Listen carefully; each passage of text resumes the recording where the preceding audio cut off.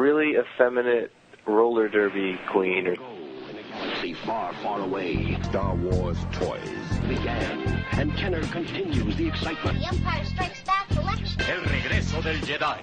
Welcome to the Star Wars Collector's Archive podcast.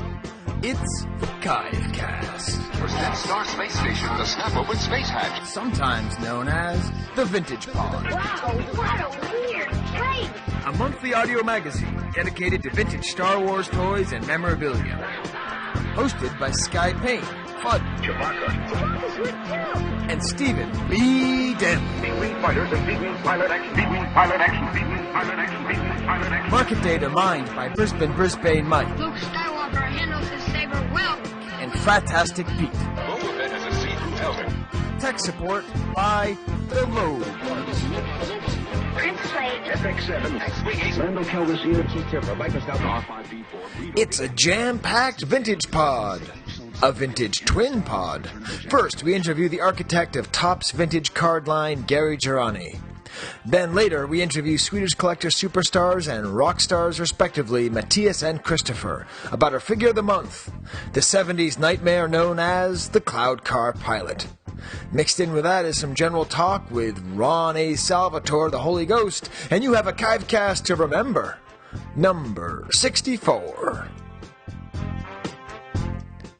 Alright, so this is Skye before the show starting. I think it was last year, this time, that I did the thing where I talked while I was editing, and people sort of like that. We recorded this on Monday. It is currently Saturday, and then I'm going to be recording the interview with Mattias and Kristopher on Monday, so I'm going to be editing it sort of in between.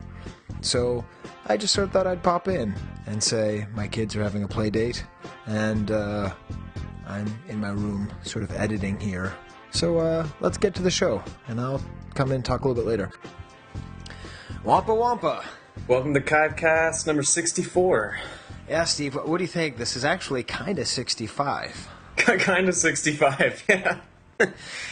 So what did you think of that, Steve? So if you've been listening to our shows, you'll notice that there was 63.5, which was decidedly Steveless. Kind of like a sleeveless t-shirt. It was a sleeveless Chive Cast. What did that feel like listening to, Steve?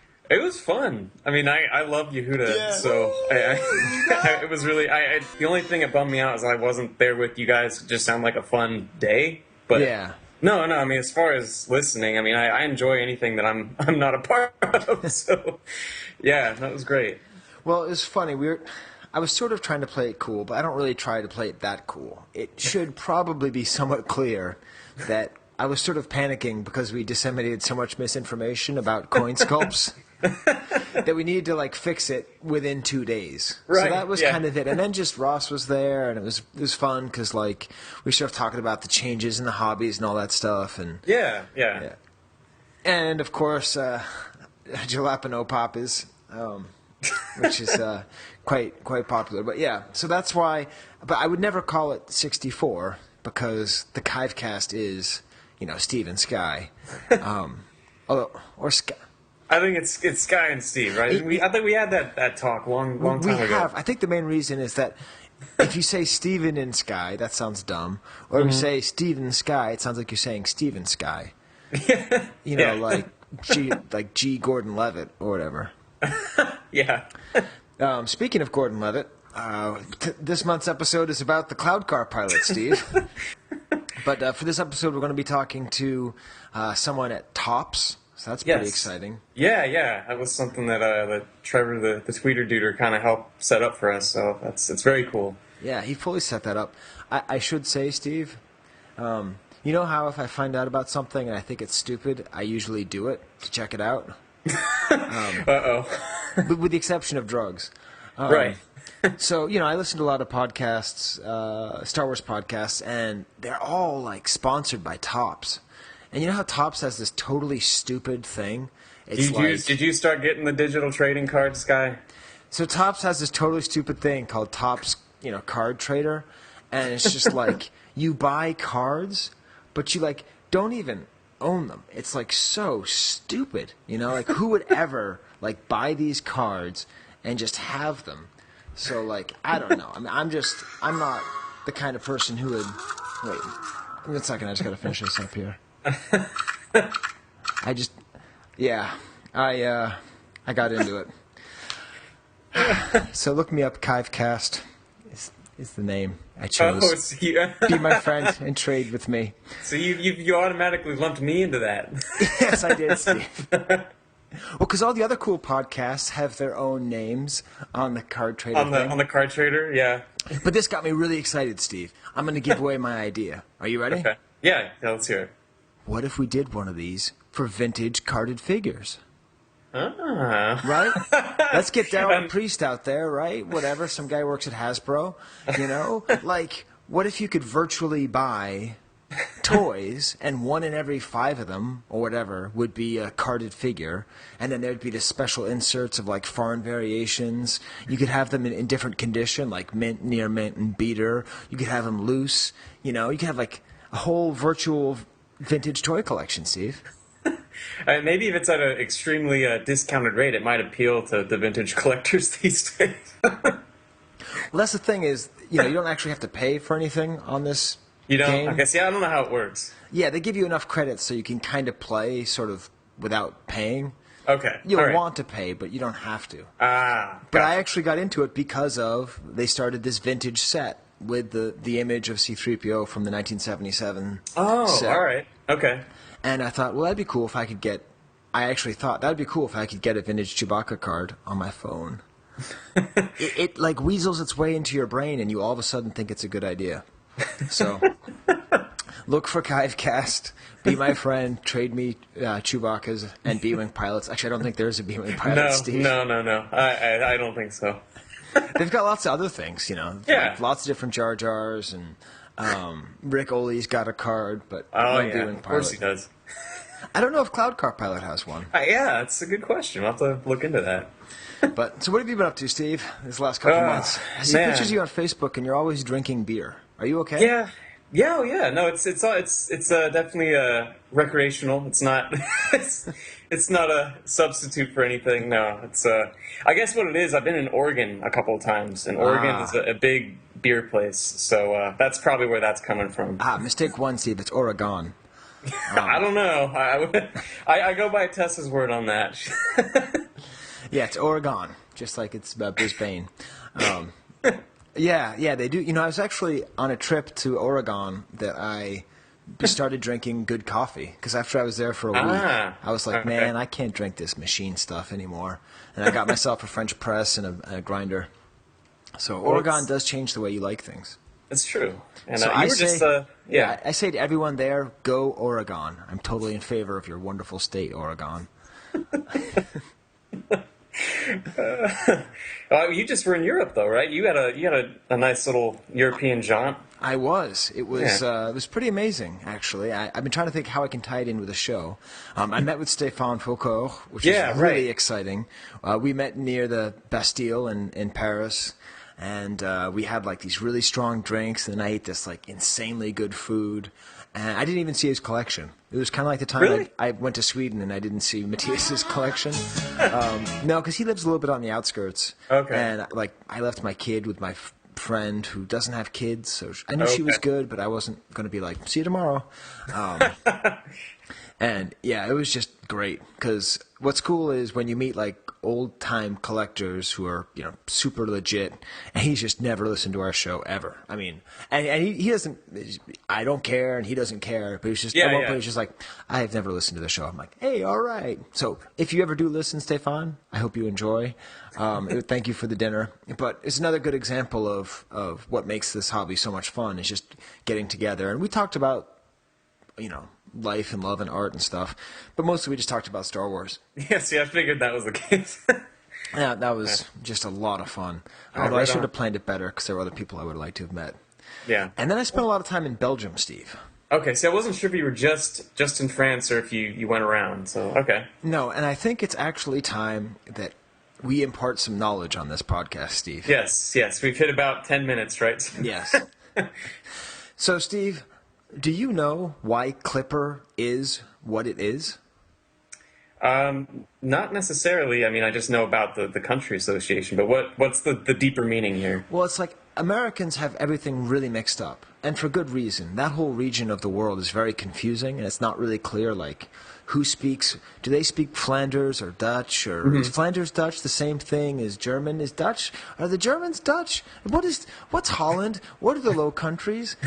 What's a Luxembourg? Like, there's all these questions that you have. There are many questions. Yes. But it's cool because if you travel through Belgium, like we did, basically Belgium is two countries smushed into one. Okay. So there's two halves. There's Wallonia, which is in the south, and they speak French there. Okay. And then there is Flanders in the north, where they speak Dutch. But of course, they can also call it Flemish. It's probably a little bit different than the Dutch they speak in Holland, but it's similar enough. Okay. So first of all, I went to the north. I went to Flanders, and it was really funny because my son was just walking around. I was going, "Stupid Flanders," quoting Homer Simpson. But it was true because I was all excited to speak French. You know, here I am. I get to be in a French-speaking country. But if you go to Flanders and speak French, they look at you like you're a jerk. Oh no! But if you speak English to them, they're like, "Okay, fine," and they'll easily speak to you in English. So there's that great of a cultural divide. Just so you understand that it's, we call it Belgium, but it's a really divided country, made even more confusing by the fact that its most important city, Brussels, is in the middle of Flanders, but they speak French there. just in Brussels? Yeah, just in Brussels. Oh, and that's why the European Union's there, I think, because like Belgium's not that powerful of a country. It's been manipulated and destroyed by Germany and France, and then it's this weird little country, this little part. So Clipper toys are really fascinating. So when you see all those languages, when you see the English of the original, and then the sticker on top of it that's in French and in Dutch. That's the whole story. Because then they could also market those to Holland and sell those in Holland because it was written in Dutch. Okay. So it kind of speaks to this whole region and all these different histories of commerce and map drawing. So that's what I can bring to the world. That there's like a whole. It's kind of like looking at. Because the bilingual laws in Canada were passed in the late 70s, either 76 or 77. I'm sure I'll be corrected here soon enough, thanks to Levesque. And so it's cool because Star Wars toys, when they're bilingual and they have the little bit of French there, like the country was really just starting to do that. Yeah, it's right on the cusp of that change. Right, so it's kind of like history of language as is seen through Star Wars toys. That sounds like something that you could write a book on. Yeah, it could be. That's why it says Preems and gratuit. So, yeah, that was my measly attempt. I mostly just got really into Asterix and Tintin. That's the main thing that I did. Which, by the way, museum did look awesome. I should say that if you like Tintin, okay, if you know anything about Tintin, forget that. If you like graphic arts, like comic books, the Tintin Museum is, without a doubt, it's one of the best museums I've ever been to. It's in the middle of Wallonia, in this little strange, like, prefabricated town. It's a beautiful museum made by his widow. They have all this original art, and like Hergé, the artist, he has like these really clear lines, and you just get to see all these amazing artifacts of his art, like the very first pen and ink from the very first Tintin drawing, that kind of stuff. Oh wow, that's awesome! And it's all just there, and it's mixed in with stories and maquettes and. As far as like collectors and pop culture go, it's almost like the dream that you could have something dedicated to a pop artist, have it be so serious. Yeah, that's awesome. Yeah, I saw the pictures and it looked like a cool place to see. Yeah, although again, it's a little bit tricky because Tintin is outrageously racist by today's standards. Yeah, I guess I'm not a big Tintin aficionado, but. Yeah, I guess I wouldn't be surprised based on the era of publication, right? So, so we are going to be calling up Ron later. Right. So I think when we get to I want to sort of save my figure thoughts for Ron. Okay, sure. Just because we've talked about the sculptor of that before. I'd like to talk about that with him. Yeah. And I will also explain the television commercial that shows why he has such a crooked arm. Because there is an answer to that. All right, I cannot wait for this analysis. And I'm afraid that the movie thought it's just too simple. And I think we've even talked about it before. And I think even Ron brought it up before. Yeah. But just the design of the twin pod. Yes. It's the strange thing that I've noticed, because I listened to the two commercials for twin pod related stuff. Yeah. And in the early days, they really hit the twin pod cloud car over and over again. This is the one with like Leia Bespin and Lando. Yep. Yeah. Okay. And like the announcer's like the twin pod cloud car. Right. And it's this funny thing where I never noticed until I was doing research today, Steve. My trademark is stupidity. That the cloud car pilot actually was originally called the twin pod cloud car pilot. That's a mouthful. Yes, up until the 48 back, that was his name. Was the twin. So in parentheses, once again, whatever's in parentheses is always good. Yeah. Twin pod and then cloud car pilot. Which, did you know that, Steve? I didn't know about the parentheses thing. No. That's interesting. Like I've always just called him CCP. Right. But that's his nickname amongst the cool collecting kids. So it really should be TPCCP. See, that just even that's a mouthful. I need TP for my CCP. Oh man, that's. But just how much they needed to emphasize the fact that it was a twin pod. I don't. Right. That just means you need to get two pilots. Maybe it's like, all right, you need, I don't know, the emphasis on the double. I don't know. Interesting. And then that leads to my revelation that I'm making literally right now. Okay. I believe this is, along with the escape pod, the only time the word pod is ever used in a vintage Star Wars item. That sounds right. I'm just trying to think if it's like fitting in any weird like mini rig acronym or. I don't know, Steve. We always get at least one thing wrong in an episode. Yeah, well, might as well let's target that as our glaring error for now. We got a lot of time left though. Yeah. All right, this is Skye here again. It'd be pretty cool if someone out there in the whole world of Photoshop could make like a new logo for us based on the Topps card that says Twin Pod Cloud Car StarCraft. Replace StarCraft with Podcast. Replace Twin Pod Cloud Car with Chive Cast Vintage Pod. And then in the upper left where it says Empire Strikes Back, have it just say the Star Wars Collector's Archive. And then just have the Twin Pod there. That would look cool. So I'm going to put that out there if someone wants to do it. So we are kind of like a twin pod, Steve. We're both in this ship together. Theoretically, one of us is steering, or neither of us are steering. Right. See, who's captain on the cloud car, man? There's got to be some designation, I guess. Well, that's the question: is who's driving? Who's shooting? But that's funny. Yeah. It's funny. I was looking as far as the design of the thing goes. I remember seeing an old sketch, like Macquarie sketch, where it was originally just one little pod, and then there was a weird sketch where it was like a Siamese twin. So it was still like one thing that had two diverting windows on it. That looks very bizarre. I'll have to send that to you. But then it's weird. It's like a evolution. It like just kind of spread apart into two things. But yeah, it's strange. Yeah, and you showed you sent me an interesting coloring book. Oh, yeah. This is the Empire Strikes Back pop-up book, this is gonna make me sound like a complete like pansy, but this is the only way I could like digest the Empire Strikes Back as a child. I was too scared of the movie, so my parents got me the Empire Strikes Back pop-up book at like a used like bookstore. But I love this thing. I got it actually. I picked up a new copy when we were up in Seattle. But I noticed that on the page where like they just show Cloud City, kind of like a shot from the movie, but they use the like original, or not the original, but an early design where the cloud car is blue, and that's what's on this pop-up page. And all it says is Cloud City appears quiet, and the only feature is you pull the little tab and like 4 more cloud cars pop up out of the clouds. But I just thought it was funny because I didn't make that connection as a kid. Obviously, they used this blue image that I remember seeing much later. But right, yeah. So is that a Macquarie painting, the original blue cloud car? Right. Yeah, I'm pretty sure. I'm almost dead certain it's Macquarie. And then writing that sort of thing that they'd used in episode 2 that they stole from the French artist Mobius. Right, It's kind of right. like this flying sea whale. Yeah. That's the other thing about the Cloud Car.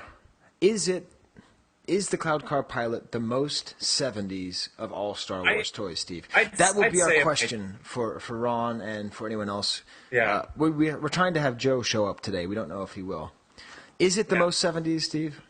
I mean, this is kind of, I know you wanted to talk about figure thoughts later, but my introduction to this thing was at a comic shop in Reseda, and I had never seen one of these on one of the card backs. I just didn't have a card back from when I was a kid, so I didn't know what the hell it was. I'm like, this, I mean, I guess it looks Star Wars, and I assumed because of its funky look that it might have been from the first movie. I honestly had no idea what the hell it was. I didn't find out until years later, but I'm like, oh, it's in the Star Wars bin, and it says, Lucasfilm on it. I'm like, oh, yeah, it's just strange. It's definitely 70s looking. That's for sure. I think it's that orange. I guess during the Yeah, 70s, yeah. people liked that kind of warm orange, and even kind of like off yellow. So I think I was trying to think who he reminded me of. He kind of reminds me of Mo Green from The Godfather. Or like he's wearing blue blockers. You ever see those sunglasses? They have commercials for those. Like they're like these big yellow sunglasses. I mean, the goggles are definitely like, yeah, I don't know. They were like on the cusp of being not Star Wars to me. Like I'm like, this is not quite right, but I'll go with it. Yeah. All right, well, good. Well, we actually have to get to our interview soon, Steve. Yeah. So what I would like to do is just do my Skye Coos. Okay. And the first one will be my sort of a movie-related one. Okay. And I've basically already said what it's about. Through clouds, through planet. Who is piloting this ship? 2 cockpits, 2 wheels. Oh, so existential. Yes.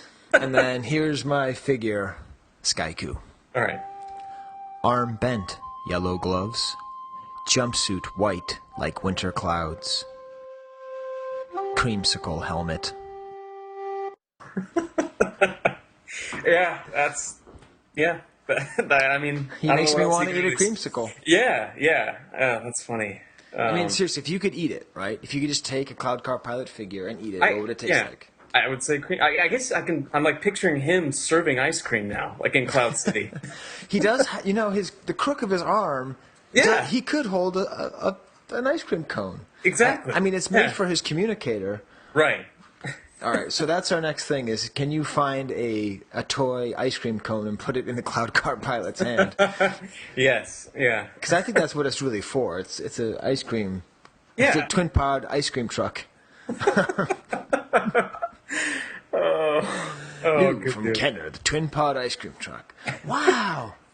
Oh man. See, and then you go down the rabbit hole with the ice cream maker guy on Cloud City. Like Cloud City was just. You're right. It's just all right. I don't know if we should stop there. Maybe. Yeah, I think we should. Should we do a script flip? It's getting really, really hot in here. Flip the script. Yeah. What do you Okay. have to? What could It's- possibly be said? Is it about the Cloud Car Pilot or not? Yeah, even? it's an actual line spoken by a Cloud Car Pilot, which is tough to find for some of these. Now, these obscure characters. do they have lines in the movie like I see one, or is there an They- actual line? Yeah, I mean, so this scene that I'm going to refer to is when the Falcon's first approaching Cloud City, and they got. I mean, I guess I'm assuming it's the Cloud Car guys because they're kind of tailing him, and then they end up shooting at him as they're first coming up on Cloud City. And the guy says, land on platform, yada, whatever. But in this version of the script, it's a revised one from Lawrence Kasdan. So he gives them the whole instructions to land on platform, whatever. And then, so Han says, yeah, okay. And then the Cloud Car pilot responds, then follow us in friendship. Any aggressive move on your part will bring about your destruction. Wow. To which 3PO replies with the classic, rather touchy, aren't they? But like that line, when I just read it, like it just sticks.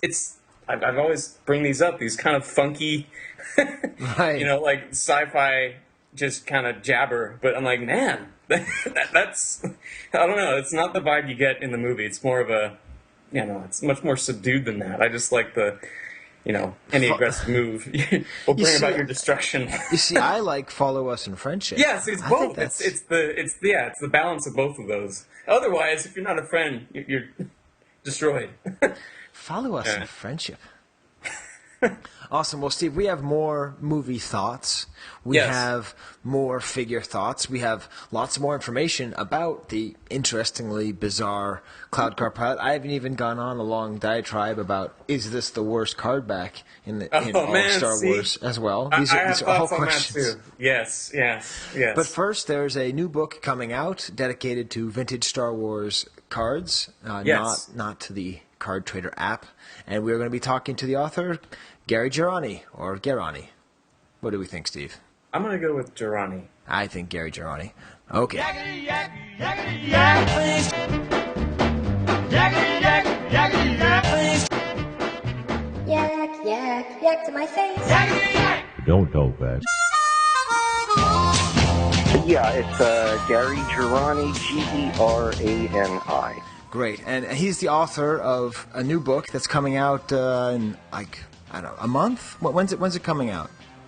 It's a good question. It was, I think it was originally scheduled to come out right around this time. I think because of some contract or whatever, some final signings or whatever they had to do legally, I think now it may not be until November, but don't quote me on that. Right. Let's put it this way. It's going to happen in the next few months, yeah. Right.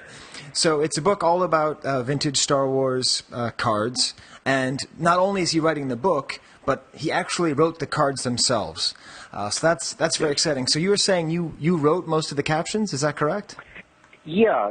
The way it worked was I was hired on staff at Topps when they were still in Brooklyn. They were a Brooklyn company for years and years and years. And I grew up in Brooklyn, and Topps was always legendary to me. It was, this great candy company that's in the neighborhood. And eventually I got, I was hired as a writer and a creative developer and whatever for their new product development department. And because I was a big movie and TV fan, I wound up being the guy who was kind of in charge of all the movie and television adaptations that we did into card sets and sticker albums or whatever, kind of little thing that we did. Trading cards being the most famous thing that Topps did. And in the early 70s, I guess I started around 72, 73, so right around that time, there really weren't many TV shows or movies that were really, really kid-friendly. They were kind of boring, the original things I worked on, like the Waltons and Adam 12. I mean, give me a break, right? But in the mid-70s, that started changing, mostly due to Fred Silverman and ABC, with the Fonz and then Three's Company and Welcome Back. All of a sudden, these kinds of properties became kind of fun for kids, and happening right around the same time, seconding around to 1977, 76, 77, was the whole Star Wars thing. Now, there were a number of people up at Topps, myself, Lem Brown, whatever, who were science fiction fans, and we were big Star Trek fans, the TV show Star Trek. Right. And right around that period, also in the early 70s, Star Trek had made a big comeback in syndication. It was just sort of did kind of crappy ratings on the network, but once they put it into syndication, it became this phenomenon. And so we at Topps kind of approached the powers that be at Topps. Oh, we'd love to do some retro series of Star Trek and all that. So we did a beautiful set. We tied them with Pounder. It was one of my favorite sets that I had done up until that time. Covered every episode. It was really, really nice. But it didn't sell because apparently Star Trek was still kind of a cult thing, and the people who loved it, but the mass market world that Topps was in with, candy counters across the country, whatever, it didn't quite hit the kid audience. Because Star Trek was always, I guess, slightly more adult, even though kids did get it. Right. Then all of a sudden, 20th Century Fox hits us with a new movie that's coming out called Star Wars, and Lem Brown and I go crazy. Wow, this looks great. They sent us pictures and everything. And but was like saying, oh, my God, if Star Trek didn't do it for us, it was like 1976 we're talking about, right at that exact time, Star Trek, which is already famous with Mr. Spock, and what is this movie that's going to come and go? What kind of traction is that going to have? And on top of that, how are we going to convince the powers that be at TOPS, meaning Arthur Shar and the president of TOPS, that we're just coming off of a failed Star something series, right. Now we want them to buy this thing out of left field, right? So it was a very, very hard sell. But what was happening, fortunately, around that same time is that the buzz on Star Wars was beginning, and it was becoming clear that in the screenings and the showings or whatever, that there was something here that people were getting very, very excited about. And ultimately, TOPS did, listen to us and took a shot on it, and I guess you could say the rest is history, right? I was ecstatic. I mean, it was like, oh, we got it, oh, great, and what began then is wow. I mean, I was kept very, very busy. Because we did, 5 different series on the first movie. Right. And what would happen is I would get a bunch of pictures or go to California. Their whole operation, because we were still in Brooklyn at TOPS at the time, the whole operation in California, it was very funny. I mean, basically, the Lucas people were working out of a little trailer or a little whatever across the street from Universal and Lancashire Boulevard and all that. And they were just like this little makeshift kind of little cottage industry thing there. And it was very cozy, very nice. It was kind of like the fact that this thing hit so big took everybody by surprise. And it was kind of exciting even just to be, doing Italian product to Star Wars at that early stage. Our trading cards and the Marvel comic were I think, like the earliest things that were licensed from Star Wars. Marvel also saw took a chance and saw the potential there. So I would wind up, going down, getting friendly with the people there, hanging out, selecting whatever slides, whatever images they would show me, and I would make a selection and thread it together and to do a card set. Well, it was such a success that I had to keep going back for more and more and more and more. And unfortunately, the material that was available to me at that time, they didn't open up everything to me. So that was second, third, fourth, became incredibly redundant, very often with the same shots are almost just, if a guy whose head is turned a little this way or a little that way, it constitutes a new shot. It was like, so I had to use whatever I could. And that was an age with technology where you couldn't, really do blow-ups of, so there were no special effects shots other than one or two token ones here and there. It's so funny, the difference. But I think at the end is where your writing gets more dynamic, probably to make up for the, because in the beginning it's like Luke Skywalker, Chewbacca the Wookiee, and then when you get to Series 5, it's Chewie gets riled. Luke, Star Warrior. One of my favorite, Roar of the Wookiee. Oh, Roar of the Wookiee. I'm desperately trying to figure out what to say, and but part of it is also there was a little concern here and there that everybody wanted it to be very simple and easy to go out the door. I believe in the original sets, we had those puzzle backs too, We, as opposed to having text on the back of every trading card, X amount of those card backs are made up of puzzle pieces that formed a big photo or whatever. So you'd only have maybe a couple rows of text cards, like maybe behind the scenes stuff or generic character profiles of everybody. But it took us a little while before we suddenly said, why waste the backs of all these cards with puzzle pieces when we can do the same thing with the puzzle pieces on the backs of the stickers? Right. And give people their fix if they want to put together a nice puzzle out of a photo, God bless.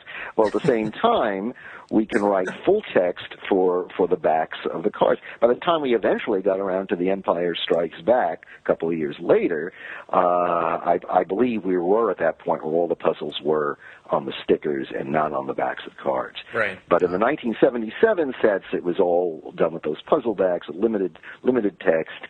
And the book that we're talking about that's coming out in the next couple of months is based on the 1977 into 78 sets that we did for the original movie only. So it basically covers all 5 of those sets. The first one, which has got the blue border with the little flecked white stars, and then you have the red and the orange and the green and whatever the heck, the different color borders that we had. All right, this is Skye interrupting again. He was sort of saying all the colors in different order, and I thought it would be instructive to sort of say it very clearly, the order in which the borders came out. So it was blue, red, yellow, green, orange. So 5 total series in the Star Wars 1977 Topps cards. Blue, red, yellow, green, orange. Blue, red, yellow, green, orange. A way to memorize it is this handy mnemonic device I just came up with. Bantha's really young? Get out. Bantha's really young? Get out. Blue, red, yellow, green, orange. All right, let's get back to Gary and some actually interesting information. But I've also written for Abrams. I have to keep this clear, for Abrams, the publisher, as opposed to not the director. Abrams. I get this all the time. Separate books on all of the card sets. I did one on The Empire Strikes Back, a whole separate book on that, and then I finished a whole separate book for them on Return of the Jedi, and then I did yet another whole separate book on them on our Star Wars Galaxy card sets, which were basically art sets, where we got artists to interpret the characters and all that kind of stuff. When Star Wars Galaxy came out, that was one of the things that got me back into collecting, because I saw those cards and I was like, there's finally something out, Star Wars, that's cool, worth buying. Cool? I bought the whole what set. Happened on that, and again, back. this is all explained in the book when you eventually get it. All that is that.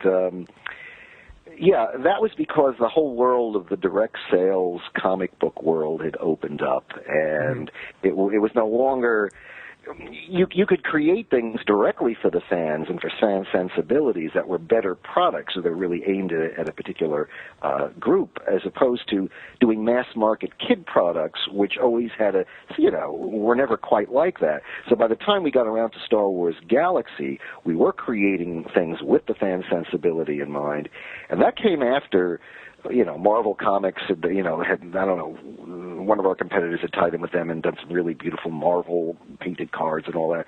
And I remember we were saying, we are very creative in our own right, and we can certainly take our 800-pound gorilla, which was Star Wars, because we still had a relationship with him, and do something genuinely interesting. And I remember thinking, I designed the Star Wars Galaxy set to be kind of like a book, where it was sort of, okay, here's, the theme is art, but it's art used in the creation of the movie, like storyboards, production art. It's art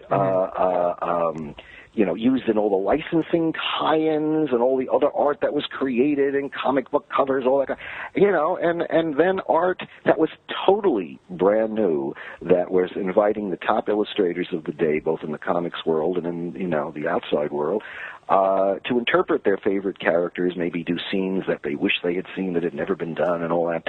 So it was a great way to from an art perspective, to take a total look at the Star Wars experience. And so a lot of people said, wow, this is more than just a bunch of pictures. Right. There's some real thought behind how all that was put together. So I was very, very proud of that. In Star Wars Galaxy, I even came up with that name because I remember we were discussing, so what we're going to call it, the Star Wars universe. It was like the Marvel universe, and I'm thinking, no, Galaxy. Galaxy is a Star Wars word, and that was accepted very quickly. And we did many other Star Wars card sets. Right. I basically, I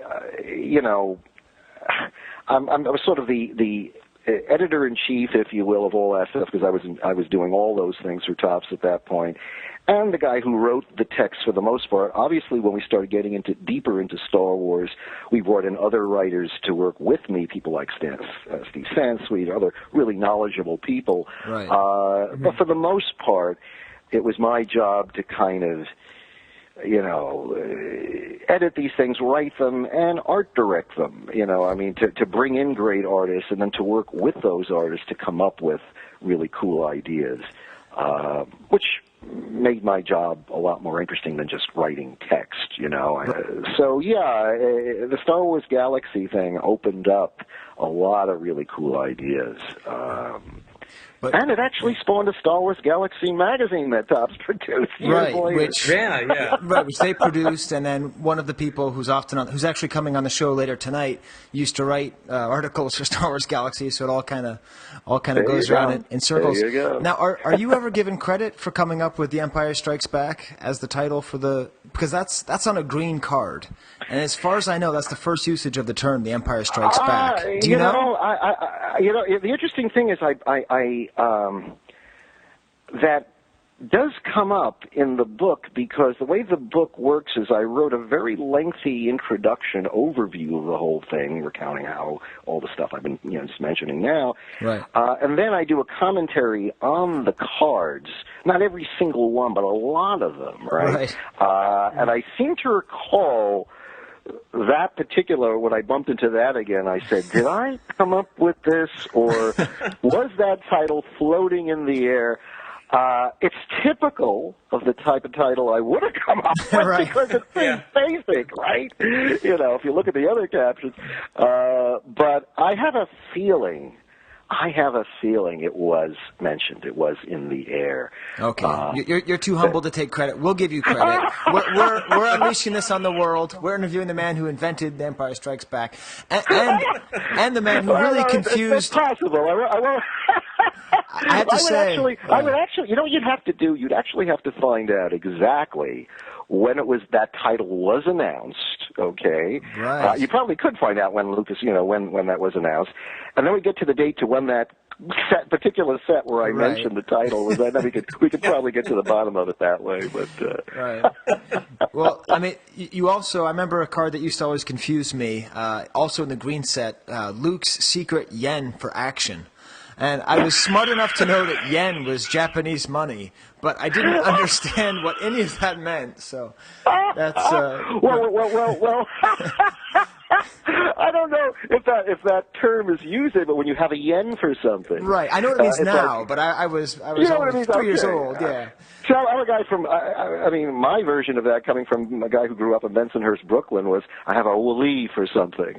A great desire, a kind of a special nutty desire for whatever this thing is. When you have a yen for action, you have a I mean, Luke was always a guy who couldn't wait to get in his spaceship and start blasting away. And then speaking of Luke and kind of Mark Hamill, I don't know if you've probably seen, but there's been this huge resurgence of your cards, not just because of the virtual thing, but because Mark Hamill is known for signing his cards and writing funny things on them.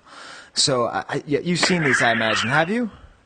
I haven't really. So what is he? Is he? I think somebody sent me one of the cards that had something funny written on it. I said, well, the card deserved it. Oh yeah. Well, there's a lot of really funny things. Mark Hamill was doing this as a regular funny thing. Yeah, but, I'll have to find. Yeah, there's definitely a write-up that has a good I think dozen or so of them. That it's pretty funny when you when you go through. It's not really making fun of the cards. Oh God Almighty! I never expected years later for these captions to be under a microscope this way.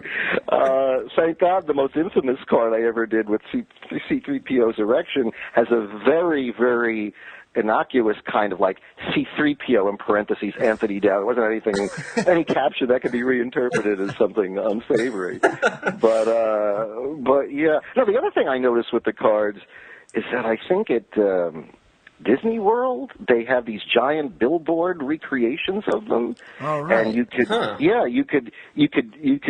have people take pictures of you standing next to a giant version. I laughed. I said, "Did they do the C-3PO?" I think that one I wouldn't mind standing in front saying, yeah, okay, my proud work. All right.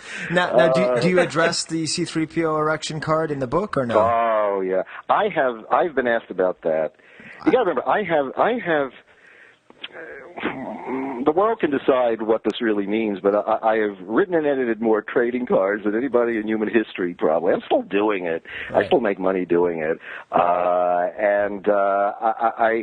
I've been, out of all the cards, the hundreds and hundreds of card sets and damn things I've done over the years, the thing I'm asked more than anything is about that particular card. Right. Obviously, because it was, and I've actually written articles just about that card. And how it all happened. In the book, of course, once again, I lived through exactly what the situation was, and I'll just very concisely tell you. I mean, it was no big deal.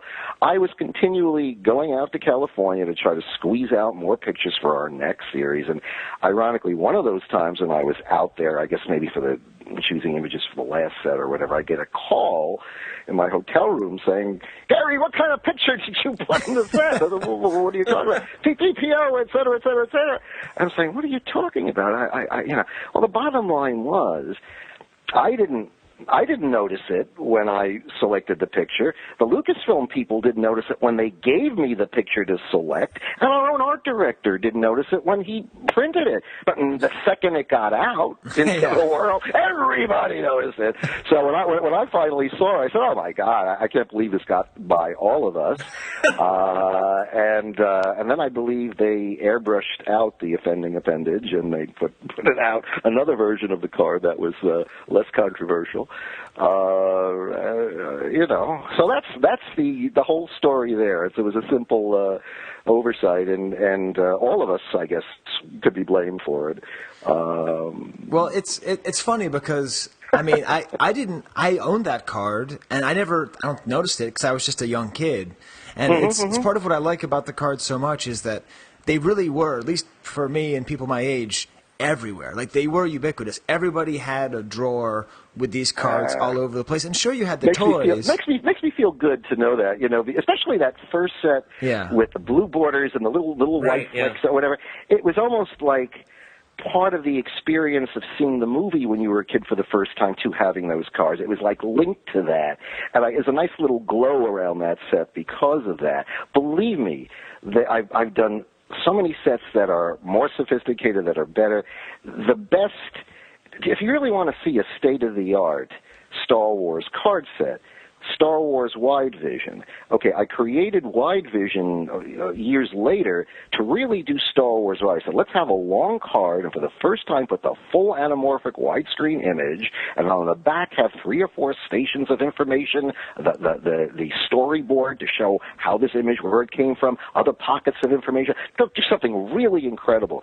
So to me, as far as I'm concerned, the Star Wars Wide Vision set on the original movie is the set, okay, is the one that I would say I am most proud of creatively. The original 77 set is the one that has all the nostalgic, my childhood attached to it. Yeah. Which is fine, you know.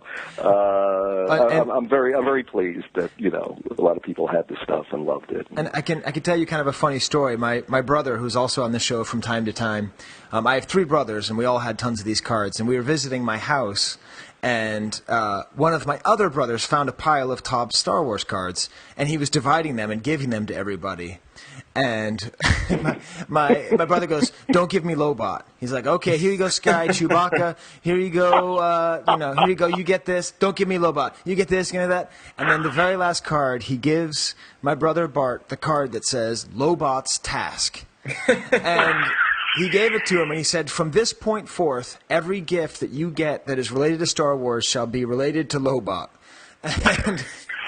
And as a collector of toys, I've bought him pre-production items. I've bought him comic books. He is one of the world's primary Lobot collectors, and it's all because we were sitting around in my house 10 years ago, and he's like, "Don't give me the Lobot card," and he got me Lobot's Task. And I must say, no, that's it's amazing, the things that trigger this or that. I mean, now Lobot actually, that's from Empire, that's an Empire card. Yeah. But... Just keeping my movies set here, right. So he often does work for me on this show, and I'll just be like, come on, Lobot's task, keep at it, do your task, Lobot. And I'm like, okay, I'll do my task.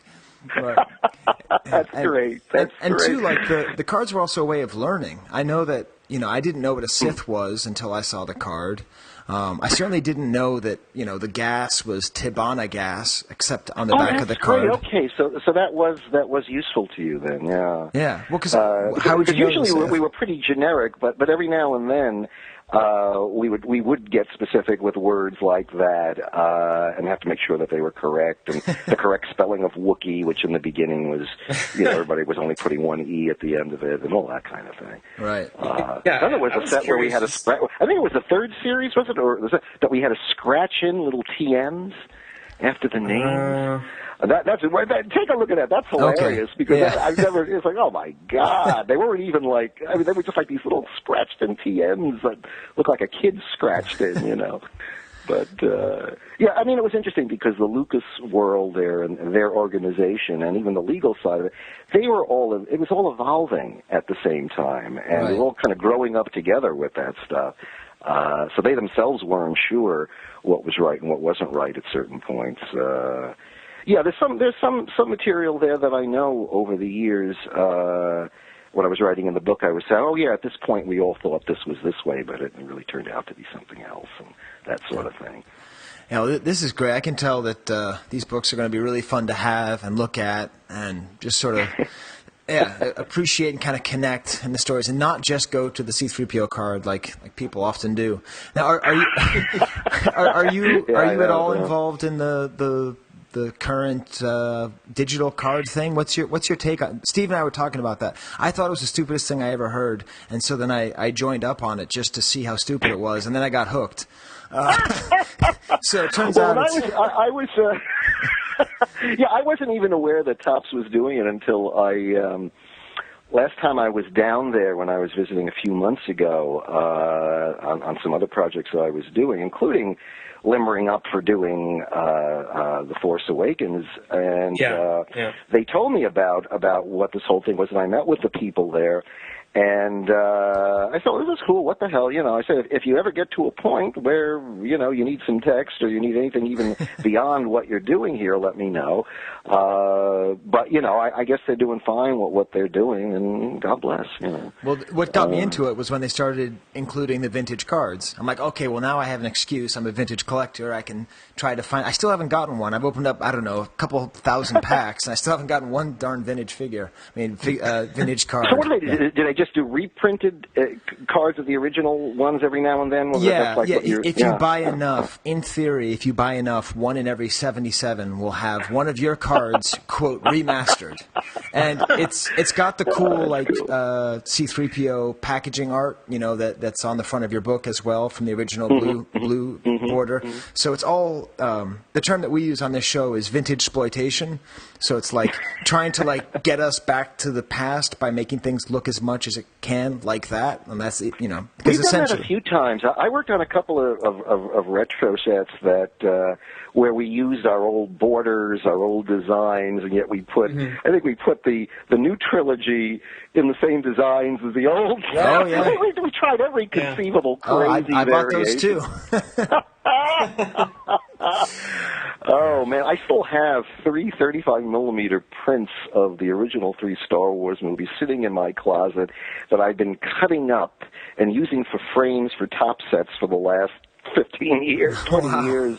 At this stage of the game, everything's gone digital, so it's kind of like just cut up old prints. It's really kind of useless. All right. Well, Steve is a film archivist, so he may be getting a little bit upset here. You okay, Steve?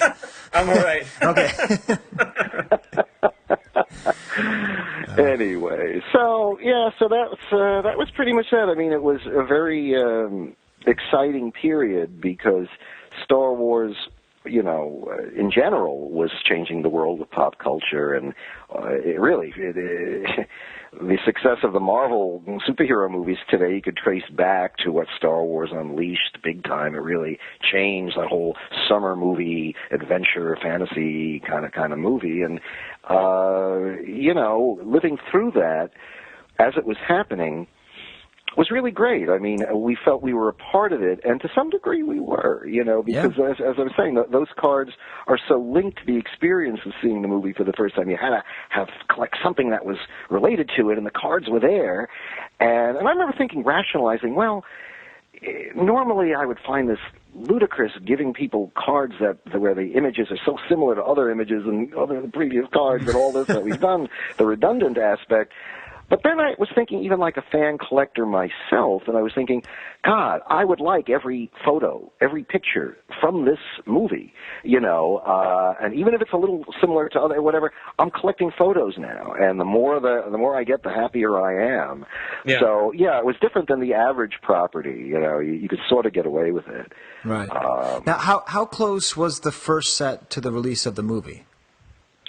Very close. Yeah. We put that out at light speed. I mean, it was out, within, a couple of months of the month and a half of the film's major, big release. And so you'd started developing it before, or pretty much it came out and you scrambled? Or? Well, we were like I say, Fox had approached us and sent us stills and other materials, so we were already pitching internally to do it, and we had prepped as much as we could, and then it was a matter of, will we get it? Once Top said, okay, we're going to go for it, then there was a whole period of, will we get it? Because if memory serves, and again, this was covered in the book, right. I believe Kenner was connected to, had some kind of connection to one of our rival trading card companies. I guess it was Donruss.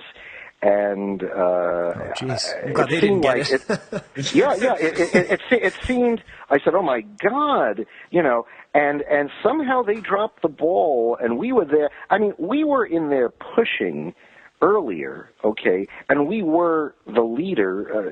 Topps was the leader in that kind of field, so we were given a certain amount of respect to begin with. But we lucked out. We got it at a point when everyone knew how big it was getting, and even so we managed to get it, which is like, wow, all right. I never thought we would at that point, and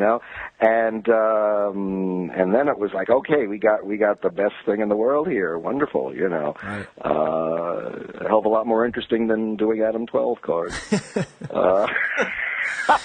The Waltons. You see how I tried to, get some drama into that. That was amazing. Well, we'll have to look that up now. I mean, I'm thinking, already just looking at all these cards, I think we're going to start a new thing. We're going to have a card of the month with a different caption that's interesting or fun. Because just going through these, I mean, like Leia looking at the battle, saying who will win the final Star War. Star War. I mean, is that the only time it's ever singular? Singular? Like I think it may this be. is me just straining my poor little brain. Skye here. I actually had to stop myself from disrupting the entire interview to give one of my favorite quotes from the Arrested Development TV show, in which Lucille says to her adopted son, "Here's some money, go see a Star War." Here's some money, go see a Star War. Which is what this card reminds me of. Here's some money, go see a Star War. And then the card, who will win the final Star War? The funny thing is, by comparison, those captions are ingenious in comparison to my Charlie's Angels captions, which were the most ludicrous, 3 happy angels, the angels say their prayers. Oh, my God. And that also went to 5 series. I remember talking to the Star Wars people saying, we're gonna go the biggest series. Nothing has gone this far. Well, I hate to tell you guys, but Charlie's Angels, Jesus, So actually, that was a tie, because I believe we went to 5 sets with Charlie's Angels and 5 sets with Star Wars. Wow, there's a lot of stories in here, I tell you. Yeah, well, like I said, I've done hundreds of movies and TV shows over the years, so, era by era, really starting in the early 70s and the 80s, and now, of course, the stuff has gone crazy now, although, I'm even though I'm still doing this stuff, I'm kind of winding down as a human being a little bit too. So luckily there are other people out there that are keeping this interesting legacy going. Yeah. But I'll still do Star Wars cards for Topps as long as I'm kicking. No problem. Now, are they contacting you to write cards for the new movies, or? Oh yeah, I'm kind of. Basically, I was on staff with them from around 72 to about 97. I moved to California in 1990 and became Topps West. What excitement. I kind of represented them out here for a while. And then we got into the comic book world, and it was Topps Comics. I was the West Coast editor of Topps Comics. So I was always connected to the company, even when I was no longer on staff from 1997 to the present. I still was the go-to guy to write and edit all their movie and television tie-in things. So if Topps put out anything along those lines, usually I was the guy that did the work for them. So yeah, it's whether we're talking about Star Wars in 77 or Batman in 89 or Spider-Man whenever that came out or whatever, not to mention a whole bunch of things in between that bombed because the movies bombed, Return to Oz or, Little Shop of Horrors and the, oh God, there were a lot Topps of... didn't do the Sgt. Pepper's Lonely Hearts Club Band with the Bee Gees, did they? Was that you? No. Okay, good, because those were mixed in with my that. Star Wars cards, and I hated them. Every time I'd get one of those, I'd rip it up. I hated it. Barry Gibb. Topps does have a proud history with the rock and roll stuff, too. I mean, I myself... remember doing a Cyndi Lauper series and New Kids on the Block. And a great thing like Menudo. Now, that was a great one. But some of these things like, what was that? But Topps also did Elvis and the Beatles, so they had the biggest, people along those lines. Awesome. Well, we're going to continue to publicize your book, even when you're not on the show, because I really can't wait for it, and it seems like it's going to be really fun, especially when you have them sort of all lined up, have all the movies, and essentially have the entire cards in book form, so you don't have to worry about bending the corners. It's going to be cool, right? Yeah. And also, according to Aaron, we'll see how far they go with this, but, we've been talking about even doing maybe, books on card sets other than the Star Wars franchise. There were so many.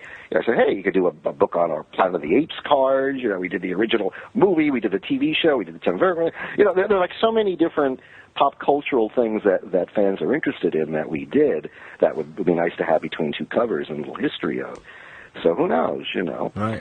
I may yet have to deal with all those horrible Charlie's Angels castings to come back to haunt me. I looked those up. They're not so bad. My favorite in that, there's a shot of Farrah Fawcett with her mouth open, looking as dumb as possible, and I think I call that Jill Gets a Brainstorm. So after all, as you're writing whatever, you begin to get a little punchy. You're not even aware anymore if you're doing self-parody, if you're just going crazy as you're writing. Jill Gets a Brainstorm. Oh, that's great. Oh, I see it right here. Yep. It was happily approved, and everything went fine, so what the heck. But, excellent. Well, thank you so much for coming on. It's my pleasure. Been great. Yeah, thank you.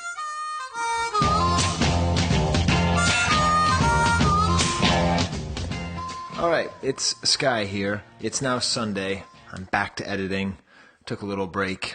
My kids and I have been playing a lot of Zelda Ocarina of Time together. So it's hard for me to get that song out of my head. So maybe we could memorize the order of Star Wars 1977 card borders with the song from Zelda.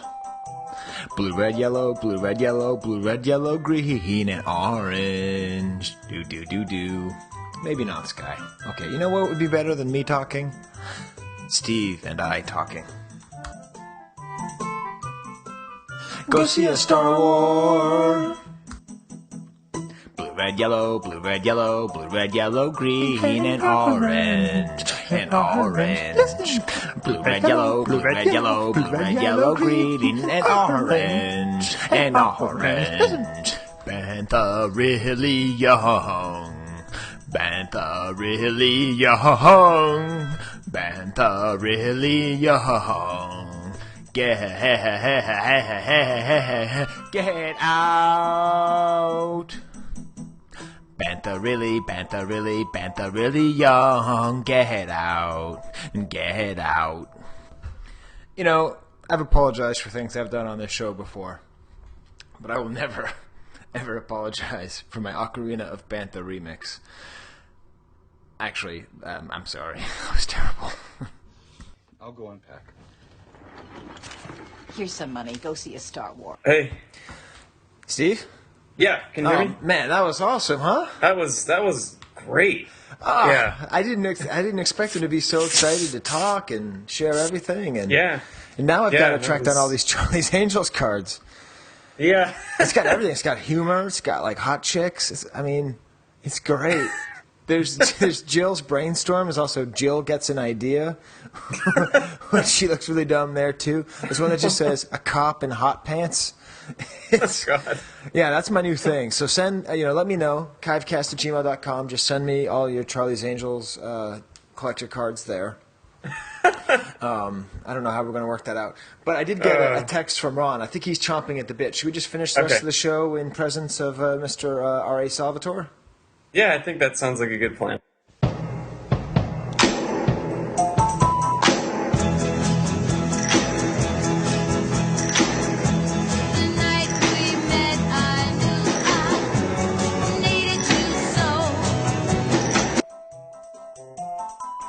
Hey, Ron, it's Skye. Hey, what's up? Ron. Is this a good time? Yeah, I'm just surprised it said private number. Usually it says Chive Cast when you guys call. Well, it's your private number. You know, we dance when you want us to. All right, man. What's up? We just got off the phone with the guy who did all the captions and designed all the Topps cards. So. Oh, cool. That was awesome. He like talked for 45 minutes. The old school Topps cards? Yeah, yeah. Awesome. How'd you get hooked up with that guy? Tweeter set us up with him. Oh, that's good, man. Yeah, he's coming out with a book, and he was just chatting and just happy to talk. Yeah, that was really, really good. Yeah. You guys are like big time. That's us. And it was cool because he was also the guy who came up with the idea of having a Star Wars Galaxy card set and then the Star Wars Galaxy magazine. And then I said, hey, the guy we're going to have on next used to write articles for Star Wars Galaxy. And I was talking about you, Ron. The C-3PO boner card? Of course. Of course. There's like a new revelation that came up about that. I guess no one's talked about that. Well, what's that, Ron?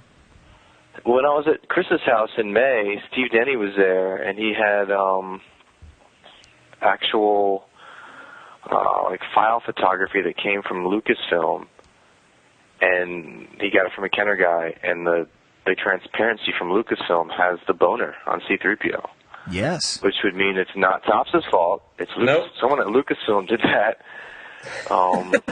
Yeah, and that's actually explained by Gary. He said that? Yeah, well, he explains. He would just go out to the West Coast and just take pictures and then just put them on the cards and then just put it. So it was just kind of oversight on all parts. But it will be noted, Steve. I didn't ask him directly, right? I never asked him directly. Lucasfilm modified that thing to give him a boner, though, because it's that's not like an accident. If you look at Steve's transparency, it's clear someone went in there and did that.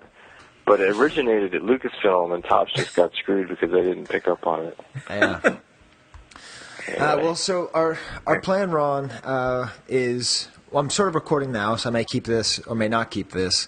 But basically to have you on for most of the rest of the show, just kind of chatting, kind of third chair stuff. Well, at least need to get to the vintage theater. That's the most important. Yes. The most important. That's the most important part. So, Ron, we're thinking about the Cloud Car pilot. Yes or no? He is the most 70s of all Star Wars characters. Oh. Yeah, I'd say so. I'd say that he's the most dated outfit-wise of anybody in that line. Yes.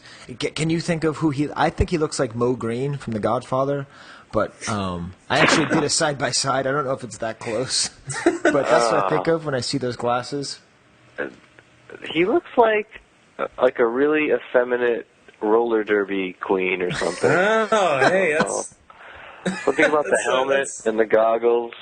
and the colors, the pastel colors. He just needs the skates. He just needs the skates, and then that. What I love is that you're a really effeminate roller derby queen. When roller derby is by women anyways, but this is an effeminate roller derby. Well, most roller derby queens are pretty, tough, but not the Cloud Car Pilot. He doesn't seem very tough. The twin pod Cloud Car Pilot is a lipstick. He was in the Touch roller derby league. Yeah. Oh, yeah. Well, you can definitely bring it. So this is, the sculpt is by the same guy who did the Luke Hoth, right? Yeah, I'm pretty sure. I mean, we're not allowed to say his name because there's certain people who don't like his name said. But it's the contrapuntal kind of can't stand him up move.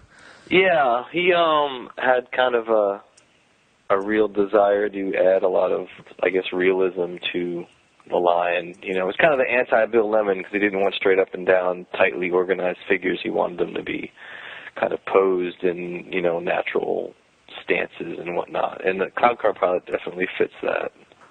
Yeah, we were discussing that his hand is perfect for eating ice cream.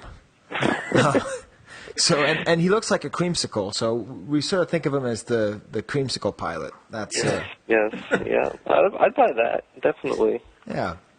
The Cloud Car Pilot is just a nonsense character that was not even hardly in the movie. It's like there's his little head visible in the Cloud Car model, and then they kind of just invented the rest of it.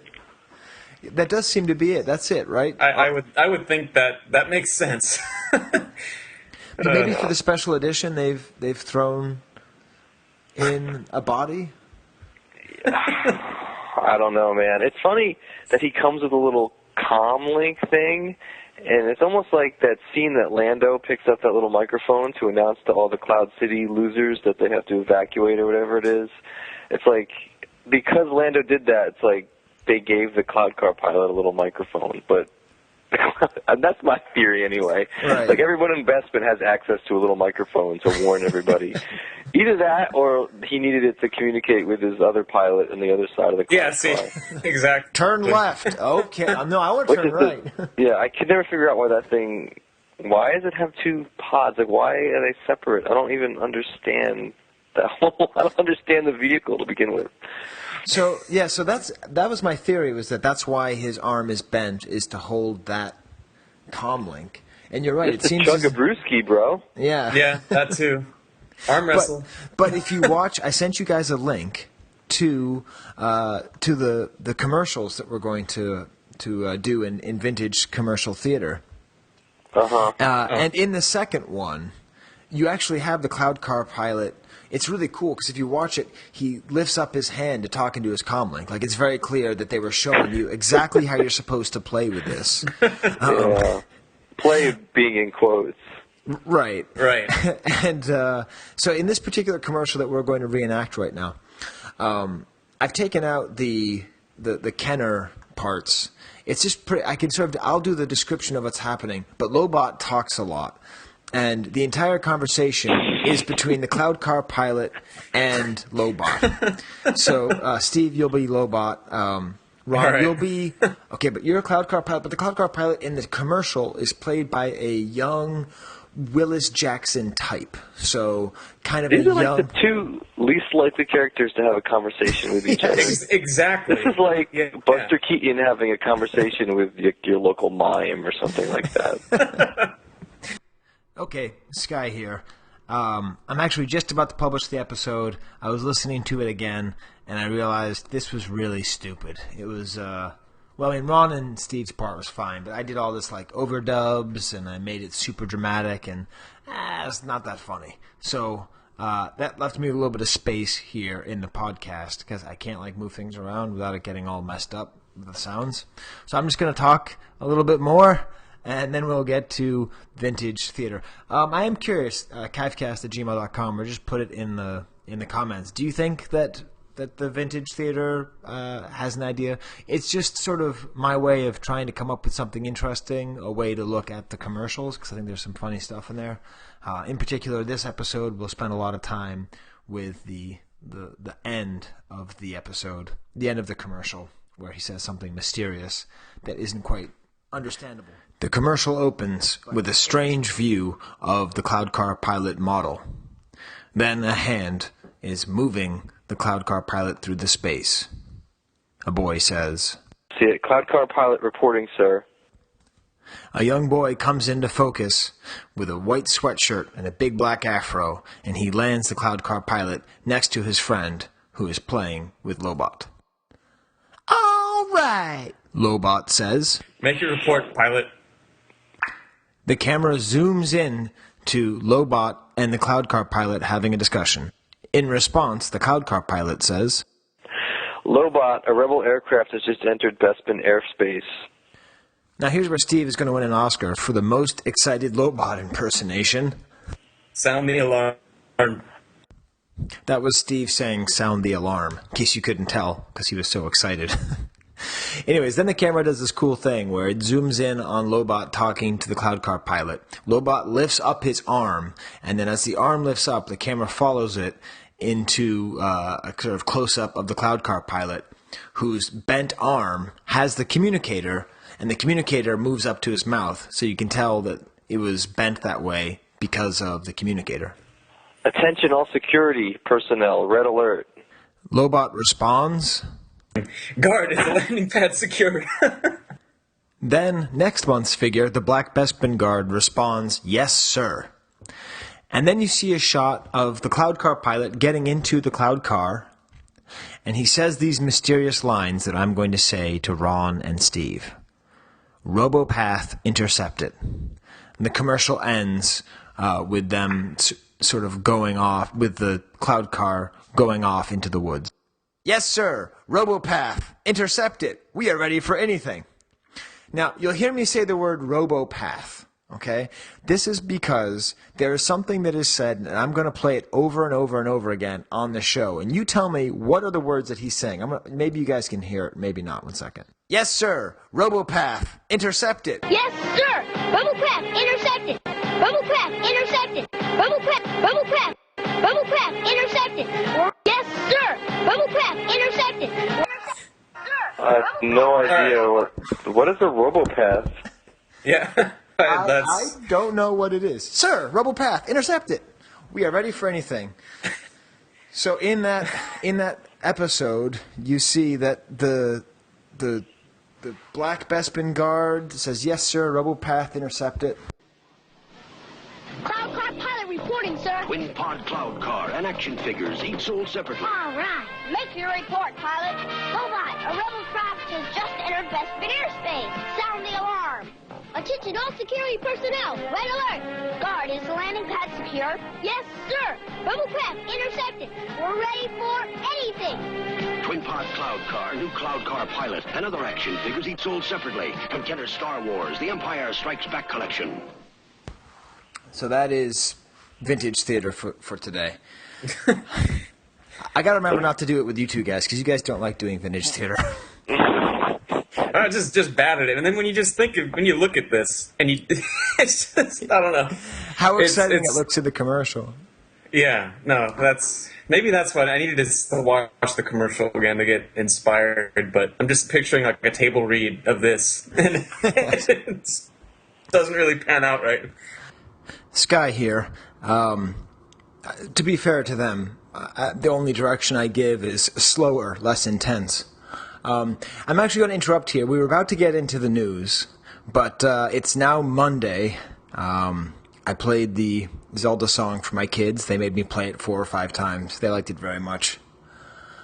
Blue, red, yellow, blue, red, yellow, blue, red, yellow, green, and orange, and orange. Still a good song.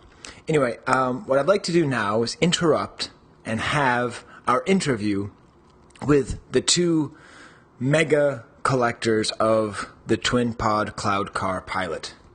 They both happen to live in Sweden, although I think they live on different parts of Sweden. One of them is legitimately a rock star in Sweden. The other is Mattias, who is legitimately a rock star among collectors. So it'll be kind of fun to talk to both of them. I don't really know much about Kristopher, who's the rock star, and obviously we know Mattias quite well.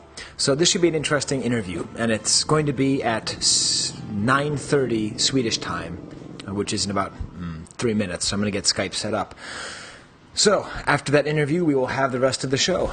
But let's talk to two people from SWCA. Like a ship out on the ocean, a lost orator in motion, navigating into the storm, waiting for the sea to calm. Now I don't think I would manage to get out of like a wishing well boarded over, with a body on the bottom of clover, like the game breaking someone's heart, of which I didn't want to be a part. Now I don't think I would manage to get out of this dark. All right. Well, I am on the phone with Mattias and Kristopher, who are all the way in Sweden. How's it going, guys? Pretty good. Oh, great. Good. Cool. So as always, before we get to the Star Wars characters, I'm curious by geography. So are you guys both in the south of Sweden? Where are you, Kristopher? I'm in Gothenburg. Gothenburg. West Coast. I'm a little north from Mattias. Okay, so that's like halfway up the... I mean, what is Sweden? It's like a sock, kind of. I don't know how you would... What shape is Sweden? Well, if you include Finland, there will be like... We have to beat the whole show. Because like... It get a different shape with Finland included. Oh, I see that. Like yeah. one sock. Yeah, that's a nice one. Yes. Halfway down the shaft, I guess, is where Gothenburg is. Yeah. Okay. Pretty much. Okay, that's cool. Mattias, you're still down all the way in the south? All the way in the south, yeah. That's cool. You know, Mattias, I actually just started rereading Hamlet. Oh, you did? Yep. And for those of you who don't know, Mattias lives across the water from Hamlet's castle, so it's pretty exciting. Yeah, I took my son there like last weekend. Oh yeah? Yeah. I bought a skull for him to have in his room to be or not to be skull. Right. That's amazing. Great. Yeah. Well, great. Well, I think, there's a lot to talk about. So this has turned out to be a pretty long episode, and we don't talk that much about the Cloud Car pilot. And most of what we've said, I'm afraid to say, is not entirely complimentary. So I wanted to talk to you guys. First of all, so Kristopher, you are also a Cloud Car pilot focus collector? Would you describe yourself? Yeah, at least I used to be. I haven't been into the collecting business the last couple of years that much, but I'm still a member of everything, and I still have the stuff up on display. But I haven't bought anything for a couple of years. But I'm starting to look out for the stuff that I miss. Right, and what was it that brought you to? I guess this could be for both of you. Is there something Swedish about the Cloud Car pilot that none of us see? I don't know. I mean, for me, it started when I was a kid. When I got the actual action figure, and I didn't even know it was a Star Wars figure because I had a bunch of other figures, but this I'd never seen in the movie or anything, so I didn't know what it was. But I just thought it looked cool, and I actually thought it looked cool. I used the comlink arm as a salute, you know. Ah. We've had a lot of discussions about what that's for. I was thinking it was for eating ice cream. Could be that too. So he'd sort of salute your other figures. That's really funny because Steve, the co-host, he also said that he had a Cloud Car pilot and didn't know it was Star Wars either. No. But then I saw it on the back of the card back, so I figured that it must be. But I don't know what it was with it. And then when I decided to focus on something, it was just immediately natural for me to choose that. Cool. And then so you're, from what Mattias said, you're mostly into the sort of production items. So are you trying to get sort of everything that was actually made for Cloud Car Pilot? Yeah, that's what I'm aiming for, like everything vintage with production vintage things for the Cloud Car Pilot. I started collecting the pre-prod stuff. Right. Good luck. Yeah, but then I figured out that Mattias has everything. So yes, I just sold him. I sold him the stuff. The stuff that I have. Back in the day, you had like awesome pre-production stuff. I was the middleman from like selling pre-production stuff to focus guys in Sweden, like Kristopher, Frederick, etc. Right. I think many of the Swedes, like back in, what was it, Kristopher, like 2005 maybe? Like a lot of people started to do character focuses. Right. Yeah. It was like a big boom in Sweden, like everywhere else, I assume. And, so you beat me to the Cloud Car Pilot. I actually blame Brock for having my focus, or actually run. He started it all by selling me one of the quality control samples. So I don't have the childhood thing. I have Brock to blame.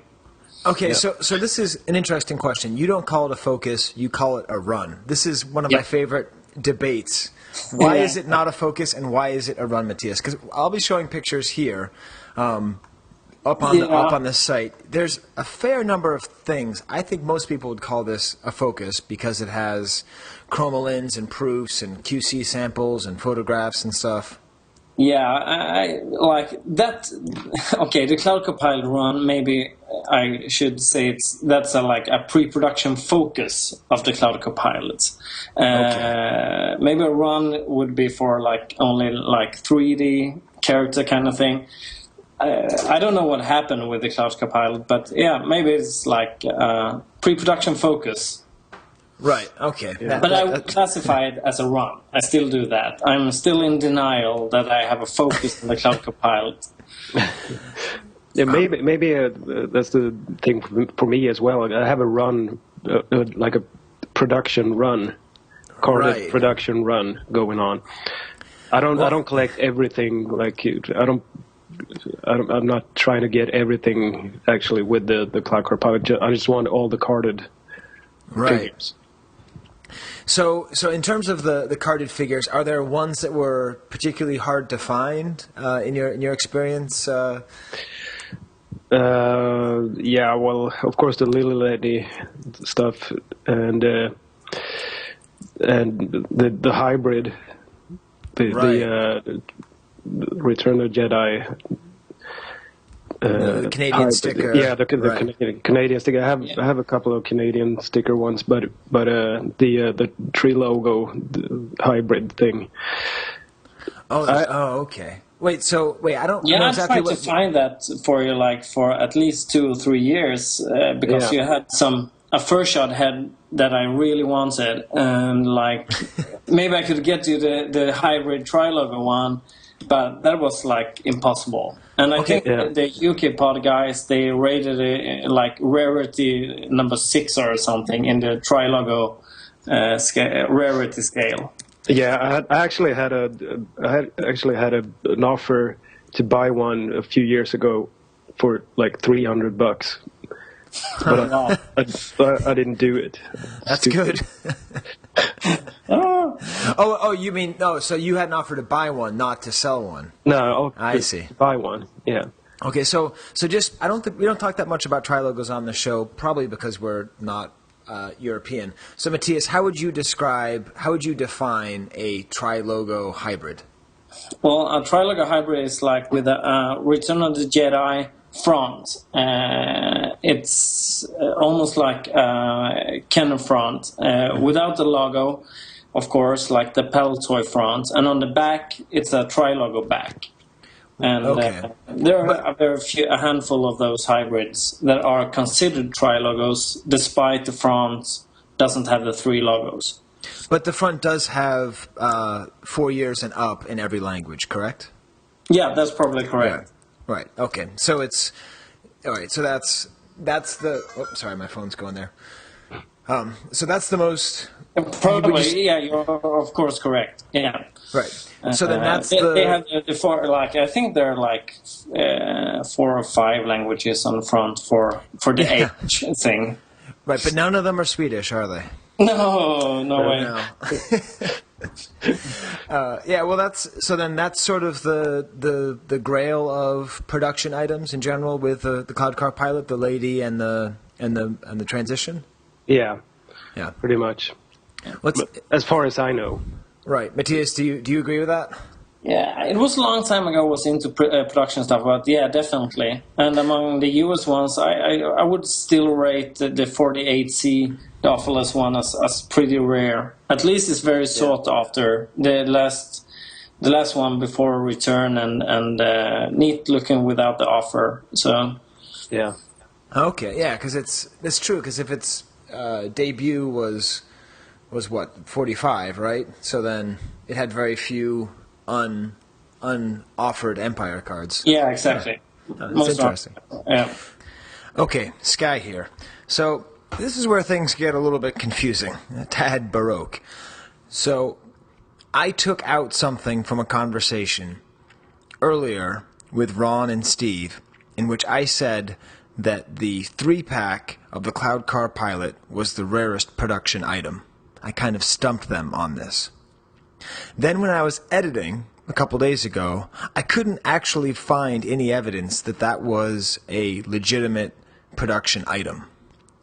So in the course of the following conversation, you are going to hear me first laugh at myself for thinking that the 3-pack Empire Strikes Back Bespin set with Cloud Car Pilot exists. And then, throughout the conversation, you will hear Mattias come to realize that of course it exists. It just happens to be so rare that there's not even a picture of it on the archive. So this is the second wave of 3-packs from the Empire era in which Lobot was actually replaced by a Cloud Car Pilot. And Han was replaced by 3PO. So, that is what you're about to hear. My trademark is stupidity, but hopefully it's also honesty. So, listeners to this podcast will not have heard something that I edited out because I was absolutely stupid. I was talking to Ron and to Steve, and I was saying, do you know what the most valuable Cloud Car Pilot production item is? And they both thought around, and Ron said the Tri-Logo, which of course is the right answer. But I said, no, it's got to be the 3-pack. Because somewhere on the web, I saw a picture of what looked like a production 3-pack with the Cloud Car Pilot. And I couldn't find the picture again. Obviously, I was just out of my mind because there is no production Cloud Car Pilot 3-pack that was ever made. Never heard of it. Right, but so Mattias, first of all, where did I see that picture, and is it related to the Chromalin that's in your collection? Well, first off, it's not related to my Chromalin in my collection. That is the backer Chromalin that I have, and there's a mock-up out there as well in white packaging. That's probably more correct to say engineering pilot packaging. So those 2 prototypes are definitely out there.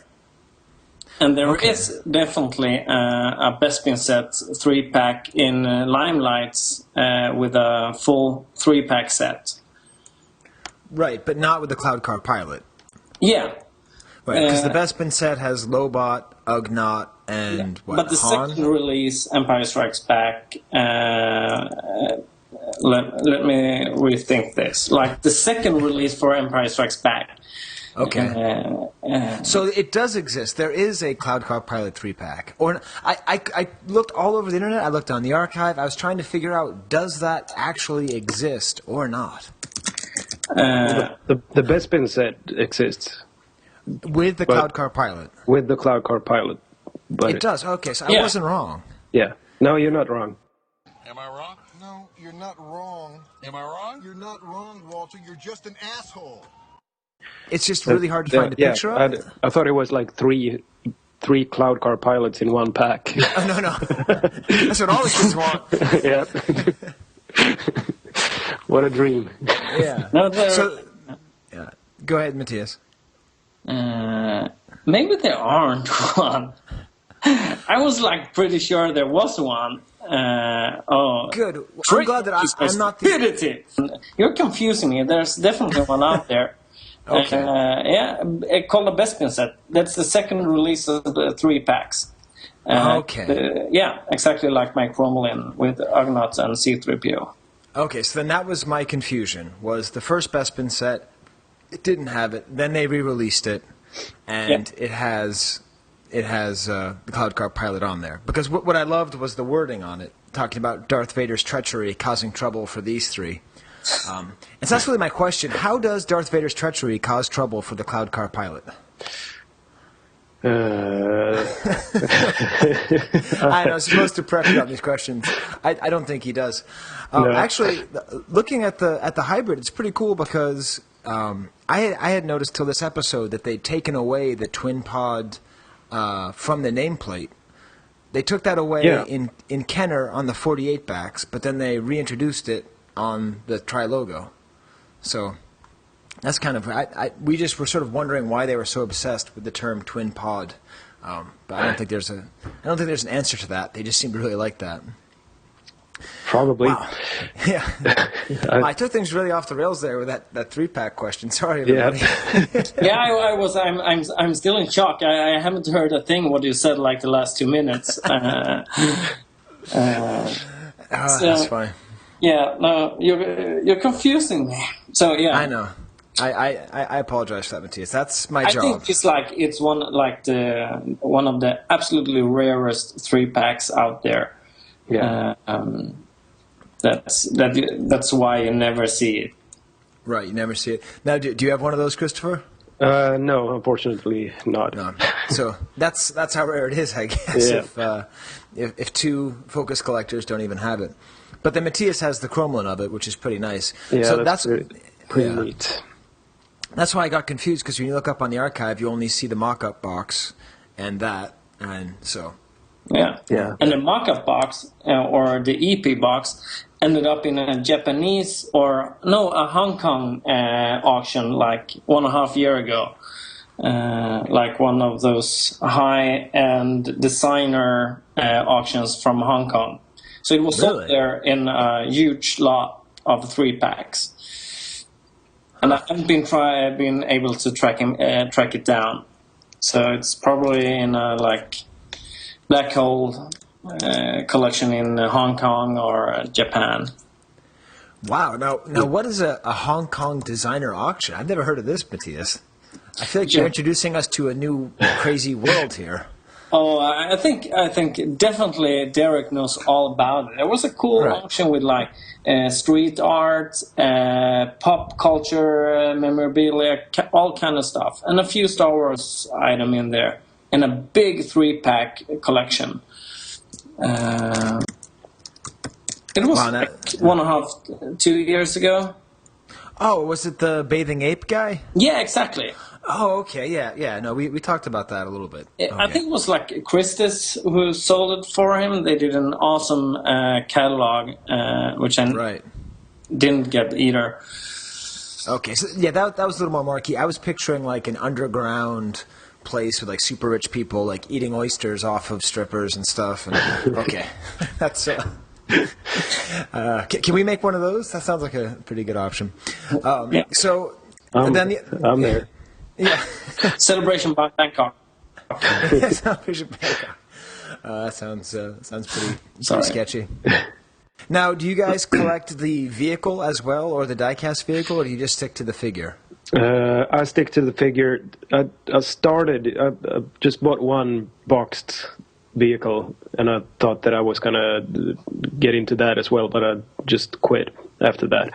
I don't know why. I just figured I'd go with the figure, and then maybe if I get the stuff that I need, that I'm missing in my run, then maybe I will go forward with the vehicle as well. But the vehicle in itself is just really ugly. Yes. It is. It's. I mean, I've spent a lot of time with it this month, so I started to kind of appreciate it a little bit. I think it's kind of. I don't even know. Very symmetric and designer-ish. Not very Star Wars, but who's driving? Yes, that is the big question. In the Cloud Car Pilot of Sweden, who's driving? I mean, is it you or? Because I mean, I got a picture of both of you guys wearing those helmets. Yeah. You know, one of you is in Gothenburg, and the other of you is in Elsenborg. And I mean, who's driving the Swedish Cloud Car Pilot? Well, I was first, so I'm... There you go. Now, Mattias, you sent a bunch of pictures, and I'll be featuring these up here. This is a pretty astounding pre-production run that you have here. And so what are you missing? Because I see, like, if we take an example of, I'll have a picture up here of your run of 3D figural stuff. I imagine you don't even have to look at it. You've probably memorized it. So what do people look at sort of from left to right? It's like a painted hard copy, unpainted hard copy, and then a whole bunch of other stuff. What is that there, Mattias? I have to look on the picture. Come on, man. It's a painted hard copy, the first one. Then it's the armless, unpainted hard copy. And then we have unpainted first shot head. Then we have painted first shot, and then a photo sample from Kim Simmons used on the 45 backs and forward, and then a production figure. I think that's... Wow. So, I mean, you really do have extra, Mattias. I think you should. I think right here on the podcast, you should trade one to Kristopher. Just the extra is a first shot, and that comes from Kristopher. Both of them, actually. Oh, really? Wow. Yeah. So I have an extra that's definitely was going to be used in a 3-part trade that's still going on. You know, one of those like 4-part, if he agrees. So it's like kind of pending, but that's been like for probably a half a year now. Or maybe you need to get one more and make a 3-pack of just first shot Cloud Car Pilots. The best bit set. I've been building first shot. That's exactly how I collect. That's funny. Now it's interesting because for this is the second time we've interviewed a music superstar. So Kristopher is I suppose a rock star. Is that a term that you use in Sweden, Kristopher? Wow. Would you use that term yourself? Not really. Okay. I definitely would. I mean, if you've never heard his music, it's kind of like Elliott Smith, sort of Matthew Sweetie. Is that sort of where you would put yourself? Sort of there. I'm honored to be mentioned among those names. Yeah, well, it's been really fun because I didn't know your music beforehand, but I had a chance to listen to it over the last week, and I've really come to enjoy it. I actually hate to say it, I actually like it more than Rick Springfield, who was the last music superstar that we interviewed here. But Mattias, you got to figure out if we can get Kristopher to play with Rick Springfield in Sweden. Can you do that? Oh, we definitely should. Because then they could like get together and have like a whole Star Wars like themed event. Yeah. And any day. When I looked up your music, what I found was almost all your stuff on YouTube is under a name of Imperial Gunnar. Yeah. And all Americans know the name Gunnar because there was a band in America called Nelson. And one of the guys' name was named Gunnar Nelson. So is that you? Is that your like pseudonym? It was my nick for the Swedish Star Wars Collectors Forum online. So was that because if you said who you were, everyone would freak out and throw their underpants at you? Sort of, because I'm really big in these nerdy areas. No, it was just that. Well, I mean, I guess everybody had nicknames there, right? Except Mattias. Right. Well, you started Mattias, Chief Mattias. Okay. Chief. Echo 1 maybe from the beginning. Yeah, maybe.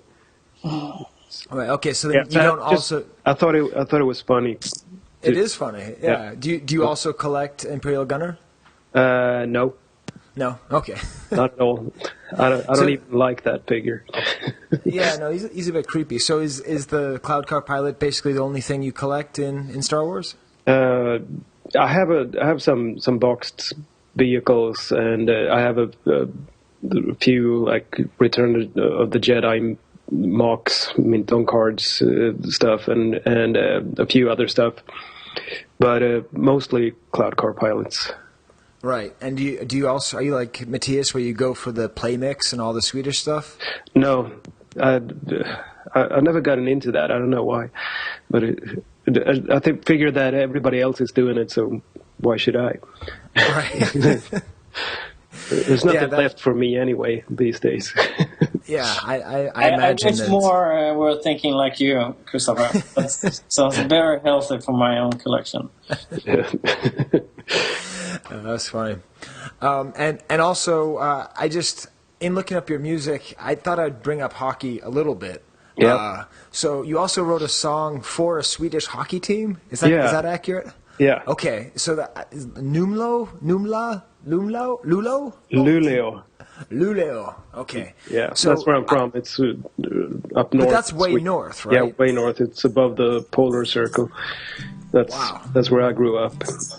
Okay, so that's where you grew up. Yeah, so imagine we didn't get a lot of action figures up there when I was a kid. I imagine. We had like cheap Chirpa and maybe FX7 in the stores. So that was actually my first figure that I bought. Was it FX7? Yeah. Wow. I'm having this image of just like this snowy wasteland with like a little gas station with a store next to it and just one FX7 hanging on the peg and having you walk in. That was pretty much it. So then you guys are literally from as far away as you can possibly be in Sweden, essentially. Yeah. As far almost, north. Yeah. And when you hear Mattias speak Swedish, do you think it's funny because he has a really strong southern accent? When I understand him, yeah. Do you even call it Swedish? Not really. And Mattias, does he have a strong northern accent? Is there a northern accent as well? Yeah. Yeah, he's trying to be cool and speak like more like in Gothenburg, and no, he's got a cool northern accent when I understand him. Yeah. Right. Yeah. Yeah, I love that. Well, anyways, I really like that song because I like songs about sports, and I think that's pretty neat. And are they like a good team? Because they're now my favorite Swedish hockey team, just so you know. I'm all about Luleå. Yeah, they're the best. This year, they will win the cup, the Swedish cup. All right. And Mattias, do you have a team you support? Or they can't play hockey down where you are, can they? They're always on the beach, right? Definitely. Have you heard about like hockey in Anaheim? Aren't they like big in hockey? Yeah, I guess so. Can they play hockey in California? Yeah, they play hockey here. Like, but I'm not into sports at all. Okay. No, my local soccer team. Occasionally, but no. Yeah. I don't even know if Helsingborg has a hockey team, if they have one. But Malmö has HHC, yeah, maybe. But Malmö is up in the first league now. Huh. Wow. Well, that's it's fun to think about because we have a lot of Canadian listeners as well, and we have a lot of listeners who care about that stuff. So I've never really thought about there being, obviously, I'm from Boston, so I like Louis Eriksson, and there's a lot of Swedish players I'm like. a big fan of Boston Bruins. Yeah, so it's a thing that some of our audience loves it, and then other parts of our audience hate it, and they start like throwing things at their phone when we start talking about it. Let's not talk about sports then. Yeah, let's not. Maybe get back to music and Star Wars. Now, Mattias, did you listen to Kristopher growing up? No, but my wife did, and a poster of him, and was like had a crush on him. So your wife had a poster of the other Cloud Car Pilot collector? That's awesome. When he was, what's the band called? Fireside? Yeah, Fireside. Yeah. Wow. Well, you should ask Frederick what his. I don't know if I think it was his ex-girlfriend that had a picture of me above her bed. bed. Wow. Well, no wonder you called yourself Gunner. Everyone must have hated you. Exactly. Every boyfriend in Sweden hated me. That's awesome. Now, do you ever come and play in America? Been there a few times, but well, hopefully.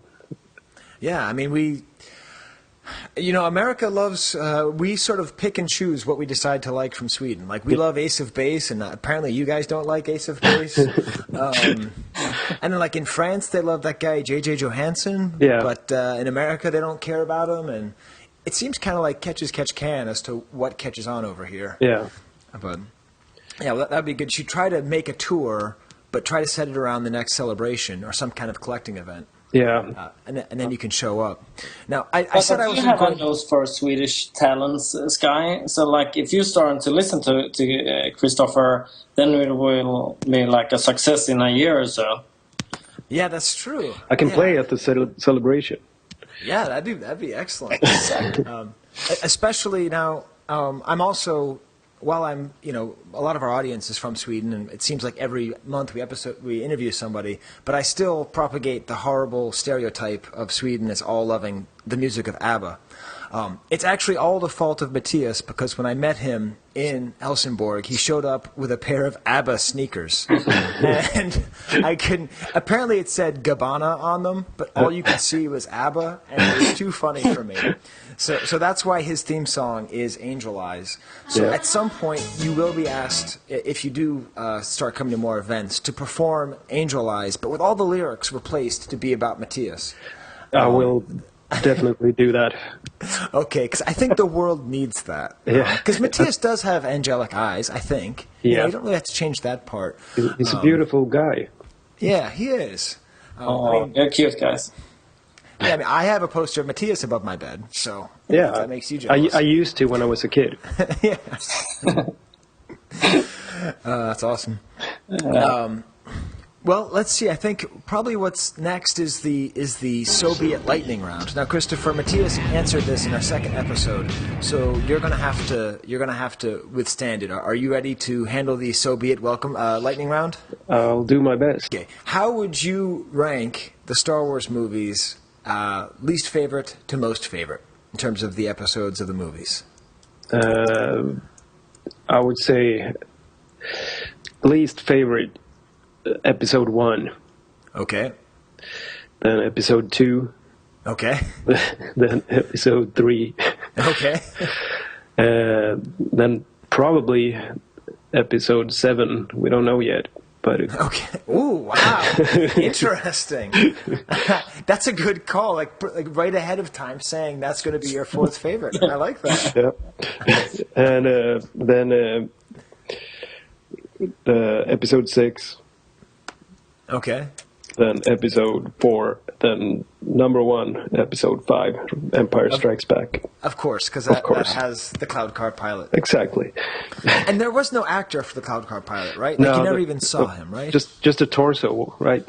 Right, just a torso from the model. Yeah. Hey, that would be pretty cool if they could do like a special edition and just have you guys put in there. That would be awesome. And I think, with your influence, as a music star, episode 7 coming out, I could see you like maybe putting on the helmet and the goggles. Yeah. All right. Now, if your stately manor in Gothenburg there was burning down, and you could only grab one item, which one item would you grab? Wow.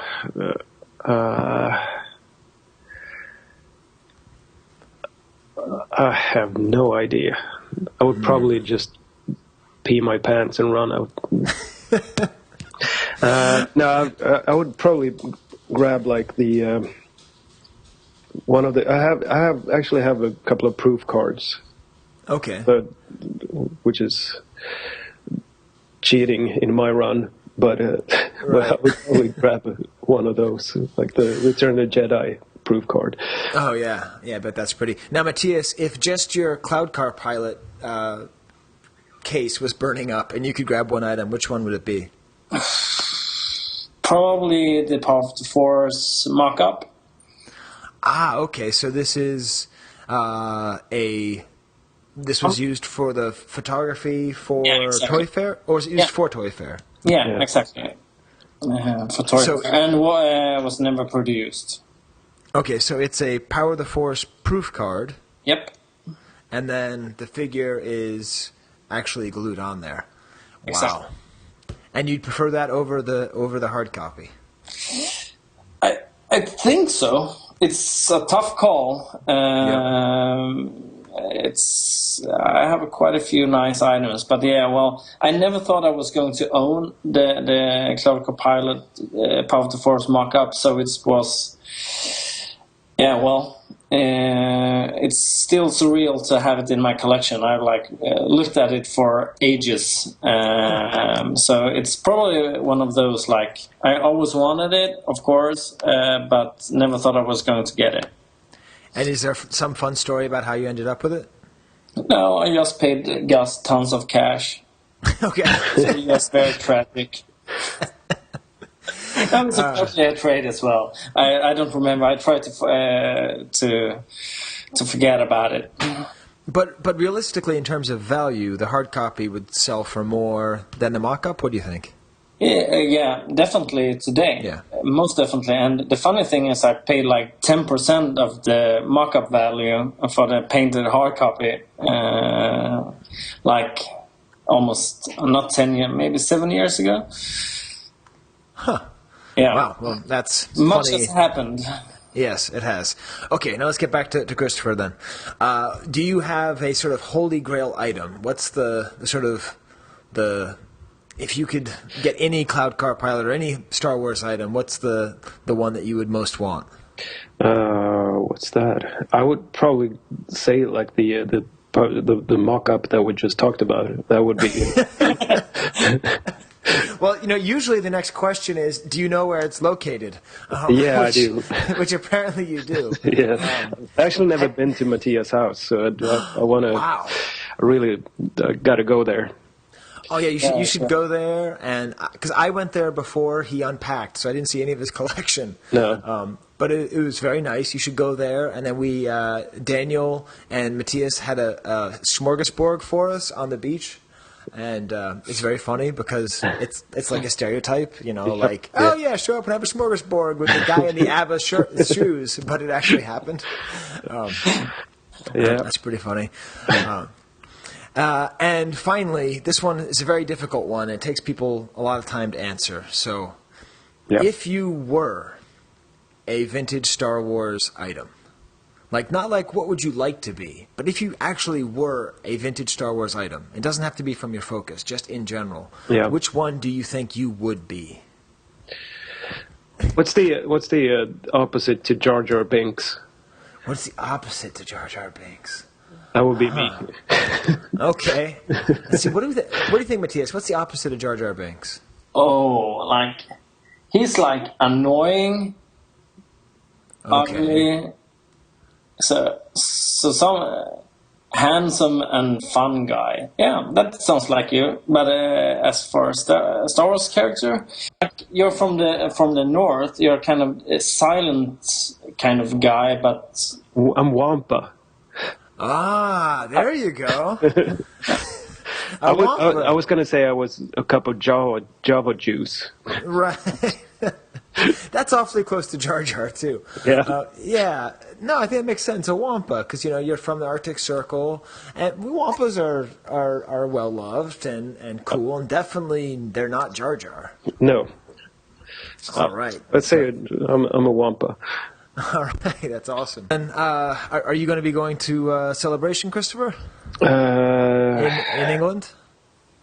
No, I don't think so. No? Okay. I have too much to do. I'm releasing a new album in October, and I'm going to tour, and I have a 2-year-old at home, and we just moved to a new apartment, so there's a lot of things to do, and I have a new job as well. So it's. Wow. I work at the local Apple store. Really? Yeah. Cool. Congrats. Yeah, thanks. You should plan the tour so you have a gig in London in July. Yeah. It's just Talk saying. to the tour manager. Yeah, well, I'm gonna try. I guess it's sold out already, but yeah, but you know Mattias, so he'll work something out. He'll work something out. So if I can, I will be there. Yeah, well, I'm still trying to figure it out myself. Yeah. But if you haven't been to a celebration with people from your country, you're really missing out. I know. I see the pictures all the time, and I really want to go there. And thankfully, it's not like the Swedish convention, so it's like we're more mature when we're abroad. So really, it's worse at the Swedish conventions. Oh, you have no idea. Oh, then that's where I need to go. Is there one in Gothenburg? We should go in Gothenburg. Yeah, definitely one twice a year. Wow. Well, maybe I'll have to plan my next trip over the sea. To go to a Gothenburg convention. Yeah, you should. And then, I play a little bit of drums, so I can play drums on Mattias' eyes. Yeah, and perfect. That's perfect. Get something going. First time I met Kristopher, he was skateboarding in the hallway of the hotel. Really? During the party. Yeah. Yeah, I did on this really small Star Wars skateboard. Yeah. like an old Star Wars skateboard or one of the newer ones? Or? No, one of the newer ones. Yeah. That was, and I was pretty wasted. And their friendship was born. That was my first impression. That was like definitely 10 years ago, maybe more. Yeah. Wow. That's awesome. All right, well, cool. Well, I'm sure there's more to say. I mean, even looking at your picture, Mattias, there's just so many things, all these one-of-a-kind proofs and chromolins. So I think we better stop now, else we'll be here all night. Well, thank you so much both for coming on. And it's really fun having new voices and to have someone else besides Mattias talk is always very nice. Please agree. Thank you. Good being here.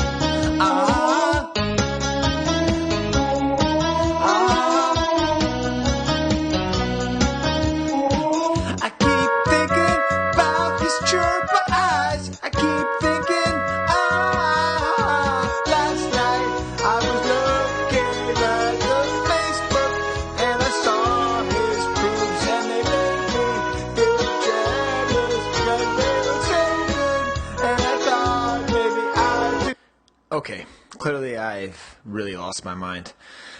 Apologies go to Kristopher Astrom, who played all the good music that you've heard on this episode so far, not the bad Legend of Zelda, ABBA, karaoke abortions.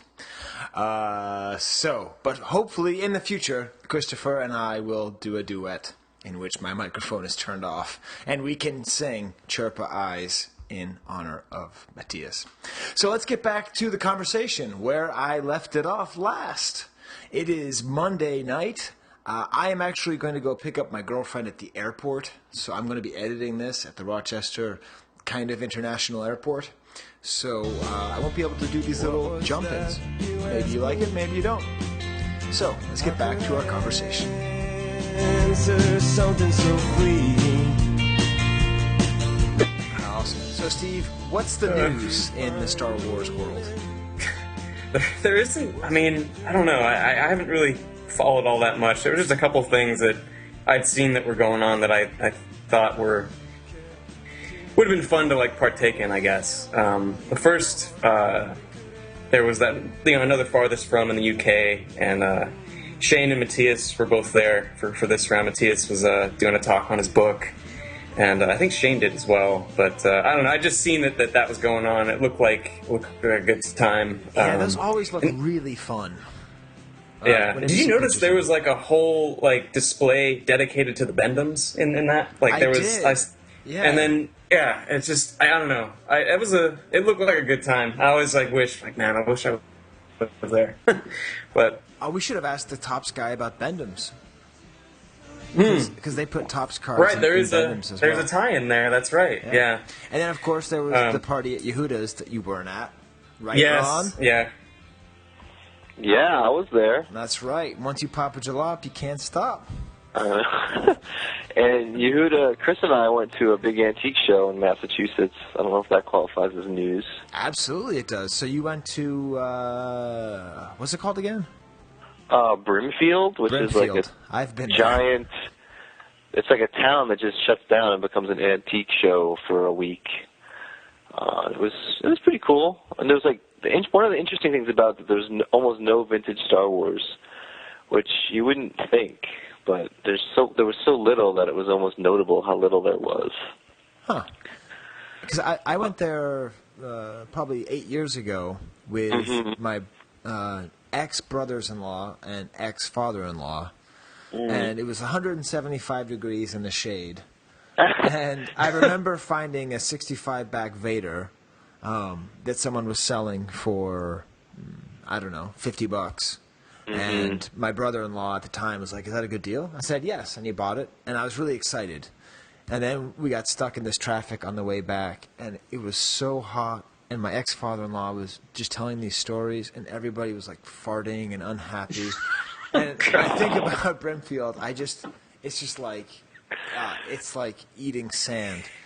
It was pretty hot, man, when we went there. It was, especially on the last day, it was just, we were baking out there. So you went there more than one day? Yeah, we were there, we got there late one day and kind of walked around when most stuff was closed, and then we spent a whole day, and then we spent like a half a day. Wow. So it was pretty cool. We spent a while there, and then the rest of the time we kind of just hung out in the hotel and drank. Yeah, whatnot. At least Yehuda and I did. That sounds like a typical vintage collector gathering. Yeah, and with Yehuda, when I went for a walk late at night along the highway when everyone else went to bed, and some woman screamed out of her car as she passed by and accused Yehuda of being French, which was interesting. Well, that's what that drunken text was about. Because I was in France, and I got some text. It was like, someone called me, true story, French. I was like, what? Yeah, well, he was wearing his iconic Yehuda hat that he always wears. Oh, which I guess might look like a beret, but I don't know. Some lady just drove by, and from the distance, we just like heard her say, "Look at you! You're not French. You're not French. You're so effing American!" And as she said American, her voice like cracked. And Yehuda was looking at me. I'm like, I think she was talking to you. It was just one of those weird moments. And I'm like, no, I think she was talking about your hat. But I mean, it was interesting that to me, I think years ago, it would be almost impossible to go to a big show like that and not see any vintage Star Wars. But there was this one dealer who had just a few things, and then there was like someone who had some loose figures, but very little as far as toys went. I didn't expect to find a lot, but I figured some people would have some stuff. Now, we meant to have you on last month. Well, we did have you on last month for an unofficial episode, but not for the AT-AT driver episode. And then you wound up writing a blog post about something we basically were talking about in the show, about the AT-AT playset. So even though that's nothing to do with the Cloud Car Pilot, why don't you describe what... So, as always, we like to talk about what's happening on the Star Wars Collectors Archive blog. And so we talked about this a little bit. Steve, did we talk about the playset or not? I think it was the other playset, but... Right. Okay, so we're talking about the Hoth Ice Planet Adventure set. And this is... Yeah, we were talking about the Rebel Command Center or whatever the other one. Yeah, so this is the other set. Right, so this is a two-dimensional backdrop with a cardboard placed on top of it, kind of like the Land of the Jawas set. And you can sort of put figures, interact with it, and it's kind of fun. not entirely. And we wanted to have you on because you have the original art of the backdrop, which is a very cool piece of art. And then it spawned this weird series of conversations about Kenner Canada versus Kenner US. So get us up to speed, Ron. So I've owned it for a while. It's basically the master artwork for the backdrop of that playset. So it's like a scene of AT-ATs in the snow with the snow speeders zooming around them and blowing things up. And it's been on the archive for a while. Yeah. But one of the Facebook groups, I guess the Empire Strikes Back one, they do their Collectible of the Week thing, and the Hoth Ice Planet Adventure set, whatever the heck it's called, was the Collectible of the Week. So I posted that, just for the heck of it. And I think it was Matt Fox brought up the fact that the Kenner Canada set has a different backdrop. It's slightly different. The art is different. One of the things that's missing is the guns on the side of the AT-AT heads. And I'd never noticed that before. I never knew anything about that. And, he was wondering how the artwork had been changed. My opinion was kind of like, well, I don't really think they use different art. It's just that seems like would be really odd. So Kenner Canada must have modified it or something because the positioning of the items was all identical. It was just little details that were different. So then the conversation spilled over into Rebel Scum, and Scott Bradley brought up the fact that some of the early models of that playset did not have the side guns for the AT-AT, and that he thought that Kenner Canada frequently got early materials from Kenner, and that so out of that conversation basically came the theory that Kenner Canada must have gotten a version of the artwork before it was finished. So at some point before it was done, the artwork I have, a reproduction of it, must have been sent to Kenner Canada that lacked some of the details that ended up on the final item. And Kenner Canada used the earlier version to make their playset, so the backdrop of their playset doesn't have some of the details the Kenner one does. So after it was sent to Kenner Canada, Kenner US must have modified that backdrop with some extra details. So that's why the two of them differ. At least that's the theory. I think it's probably accurate. But it's just one of those little weird observations that, I'd never thought about before. And so that's what the blog post was about, just kind of recounting that whole thing. So what I'm curious about is the box itself. So does the box show the original art? The box? That's a good point. I'm looking at the Kenner Canada one does not have the guns. On the box? Yeah, I don't know. I'd have to go look up a picture of what the Kenner Canada box looks like. The Kenner Canada box does not have the guns, and I don't think the American box has the guns either. Yeah, I think you might be right. The question that we're looking at is the difference between the 3 AT-ATs that are in the back of the Hoth Ice Planet Adventure set. In the American version of the backdrop, there are guns seen on the chins of the AT-ATs. In the Canadian version of these just little drawings on the background, there are no guns on the chins of the AT-AT. The theory is that that's because they originally didn't have guns on the toy itself, and so Kenner got an earlier version of the art, because Ron has the original art and it has the guns on it. So my next point was, let's look at the box art, the picture that's on the front with the stupid kids with the bad sweatshirts. And in that, it does not have the guns on either the Kenner version or the Kenner Canada version. The box that I'm looking at now, I can't really make out the guns on the ones in the background. So maybe the box of the American one might use the early art too? Yeah, I would say that the photography was done. The photography of the playset uses the older version. This supports Scott's idea. For the background one, yeah, but then the big AT-AT has it, so right. And it doesn't on the Canada one, so I don't know. But yeah, I mean, it could be that the background one, the Kenner stuff, that derives from the earlier artwork too, I guess. It looks like it may. Yeah, so I think the one I have above my couch at one point didn't have the guns, and right. And at some point they added them in because someone, either it wasn't finished and they knew it wasn't finished, or they thought it was finished and someone would say, hey, go back and add some more details, one of the two things happened, I think, anyway, and that's what the Kenner Canada one comes from. Right. Speaking of details, this is some detailed vintage information. Oh, this is going to be great to edit all together, so it sounds great. Hey, just so you know, listeners, you're listening to a really slick version of this whole conversation. When we recorded it, it included Ron in the middle saying, you ought to research before you start recording. So. Well, you could have asked me beforehand to go grab the box, and I would have looked real close. I didn't know I'd have this. It's not my fault I had this brilliant thought that, hey, let's look at the box, Ron. I can't mold conversation. I can't predict what I'm going to do. You know what I'm saying? All right. It'll be spontaneous. Yes, spontaneous lightning bolts of clarity. So, when did people start calling mint on cards mocks? Oh, God. The British guys do that, right? Is it just them? Was there any Americans who ever did it? I hope not. I hope it just ends in England and never makes the leap. Yeah. It stays there. Because that was in some of our feedback. Oh, Steve, I forgot to tell you. I had this idea of integrating our feedback into the show as opposed to keeping it to the end, because it's kind of more fun that way. That's fine. And so someone was laughing about that you can't correct my pronunciation of AT-AT when you're from a country that says mock. But I just wonder if that was like the way that they read it, or...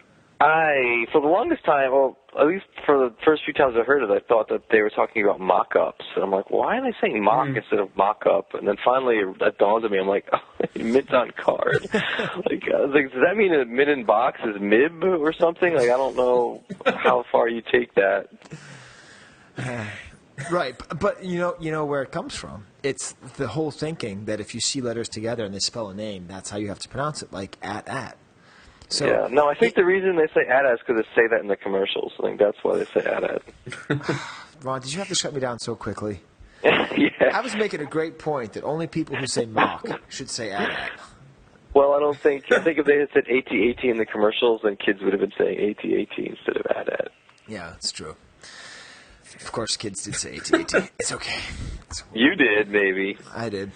Because you're contrarian, Mr. Contrarian. I wasn't a contrarian when I was 3. I bet you were. Actually, I was. It's true. I would say I don't believe that. It's true. I really was. Let's see. Should we do one of our normal features and get back to the conversation, Steve? Should we talk more about feedback, like my idea of let's criticize the archive that went over so well? What do you think? I don't know. The archive. Well, what happened last month, we'll get to this, and then we'll get to the nugget. All right. Was, Ron, you made a mistake in one of your entries, right? 15, 20 years ago, and I mentioned it. And no, it wasn't my... I think it was some other entry, because I looked at it after... Oh, what was it? The item again? It was the box. It was a box that was called... Canadian, it was really tri-logo, or other way around? Yeah, I'm pretty sure that wasn't me. Oh. Not that I would care if it was, but right. I remember when you mentioned it, I went and looked up the entry, and it wasn't me who had written that. Oh. So. Well, I never make mistakes, so that's good. But I'm sure there's plenty of stuff that I wrote a long time ago that's wrong on there that hasn't been corrected, but I don't think that one particular one was something that I wrote. So when I raised the idea of doing a Let's Find Faults on the archive, it was tongue-in-cheek, but it's also... The idea was that it would make people go and really pay more attention to what's there, because people take it so for granted. It's like a good way to get people to pay attention to something is say, hey, find what's wrong with it, because then they'll go through and they'll be like, oh, okay, that's right. Oh, that's cool. I never noticed that. That's right.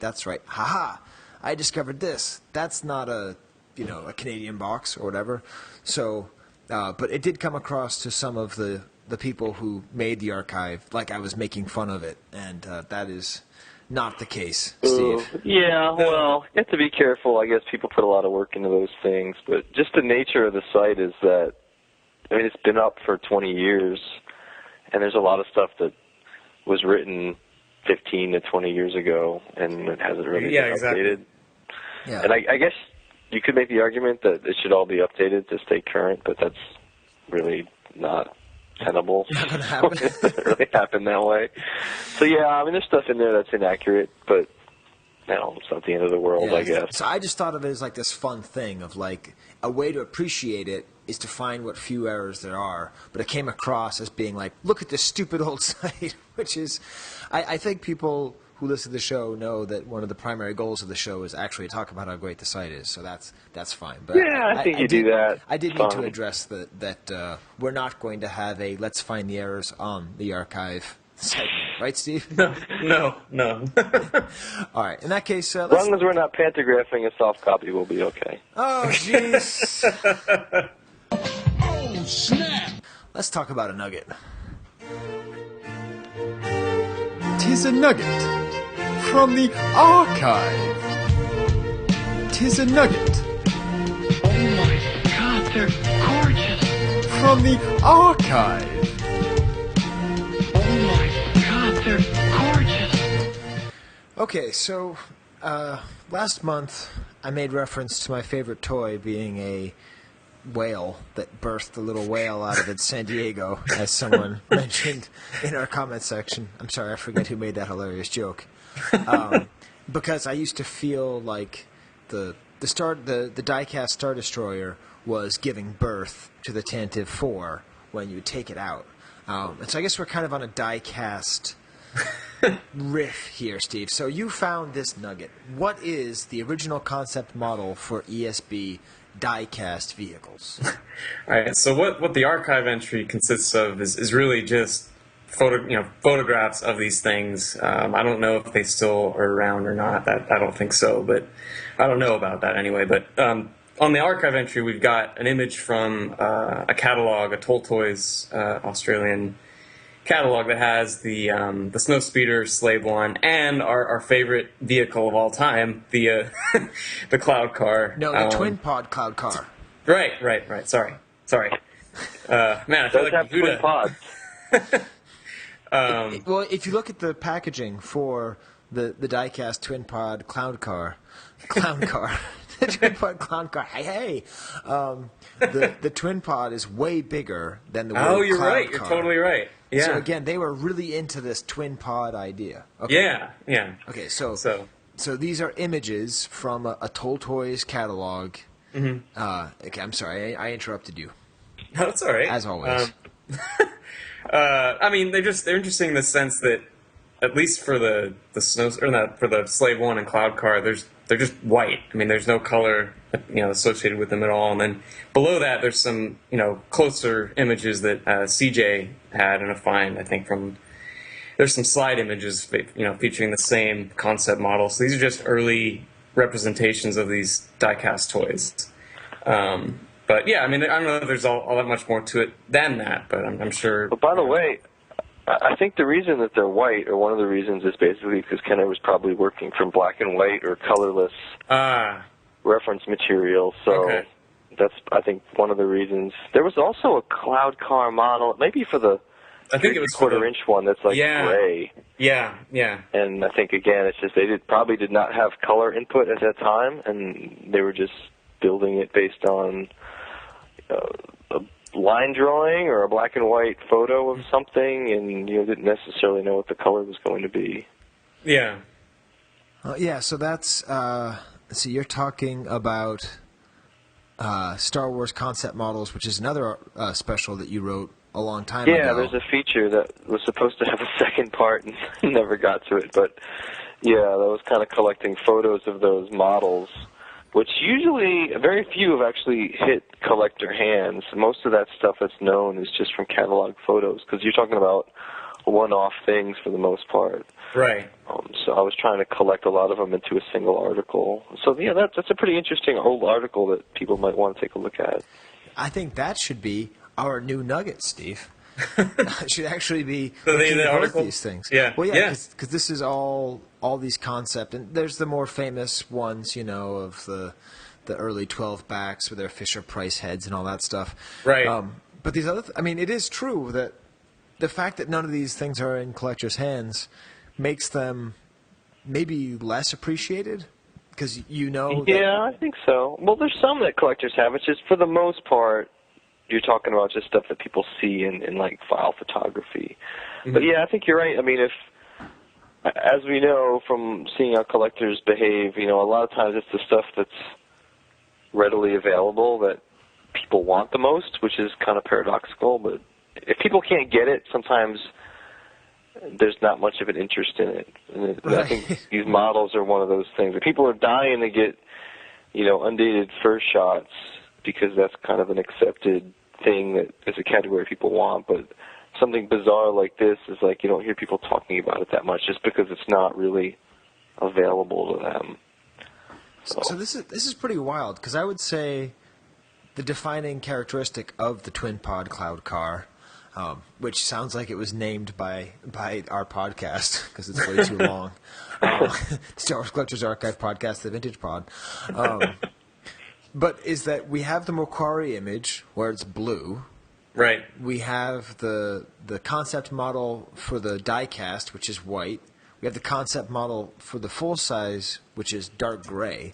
Mm-hmm. I mean, the defining thing about the ship is that it's a stupid orange color, and yet you could have this whole practical rainbow of cloud cars. That's true. I mean, twin-pod cloud cars. Cloud cars. Twin-pod cloud cars. Twin-pod cloud cars. Try saying that 5 times fast, Steve. I'm not even going to try. Okay.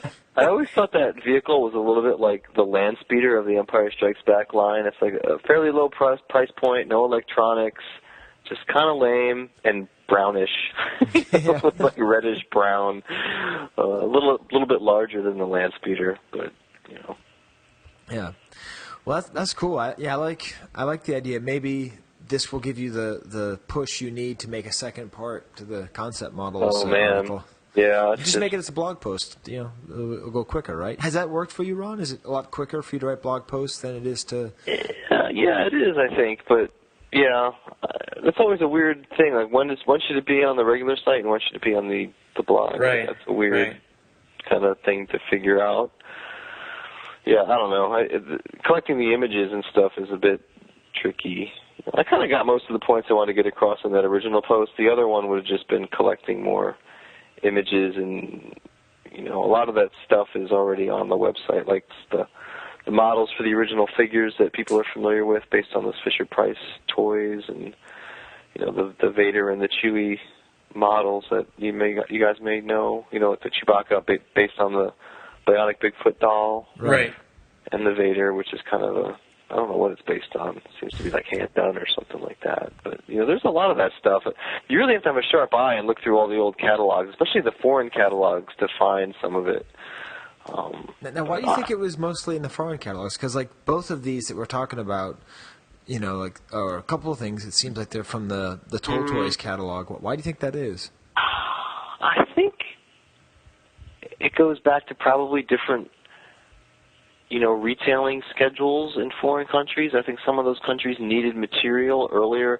Kenner was all set up to have the stuff ready for Toy Fair in the American market, but I think some of those foreign markets needed things on a different schedule, so they might need it earlier, to push it out, because maybe their retailing schedule is different. So, and they may have just been asking Kenner for stuff earlier, and then it ends up in the catalog, and whether Kenner's necessarily aware of that ending up in their retailer catalog or not. I mean, who knows? But it seems like the foreign catalogs ended up showcasing more of that weird model stuff. Right. Whereas, Kenner, remember, Kenner's whole schedule was set up to suit their needs for Toy Fair and everything. So their prototypes are generally, or the ones that look like the production stuff, is generally going to be ready in time for pre-Toy Fair. Which is basically always in May? Has it always been in May? Or March? Well, Toy Fair is in February, and pre-Toy Fair is sometime earlier. So really they're shooting for Toy Fair, and then, and the pre-Toy Fair catalog sometimes didn't have the full line. So I would say, they need that stuff ready for catalogs to be issued in February, which means the photography needs to be done probably April or something like that to get those things printed. And if a foreign licensee needed it sooner, they might not have something, and so they might end up getting an early version. Like the German catalog was one of the first things collectors became aware of in the in the 90s with that, was it the German, one of those German catalogs had all those early figures. Right, like the Luke X-Wing and and the American ones that second wave, yeah. Yeah, so it always seems to be like the foreign ones are usually that have the bizarre pictures. Like the Canadian catalogs have the Yoda hand puppet and the Yoda ink ball that are the really weird ones, but they don't show up in the Kenner stuff. But then I think the Yoda hand puppet prototype showed up in some Kenner things, but not in the big Toy Fair catalog. So I think it just depends on when the different companies needed that stuff by and when they had to print their catalogs. I think that's basically the defining, the controlling factor. I was going to go on to some kind of thing about Australia being somehow in the future, so that was good. I think that was a much better answer than whatever inanity I was going to come up with. Speaking of inanity, Steve, we haven't done a commercial in a long time. That's true. I think we should mention that the official snack food of the Star Wars Collectors Archive podcast is celery. It is? Yeah, galactic celery. So is it made by Little Debbie? No.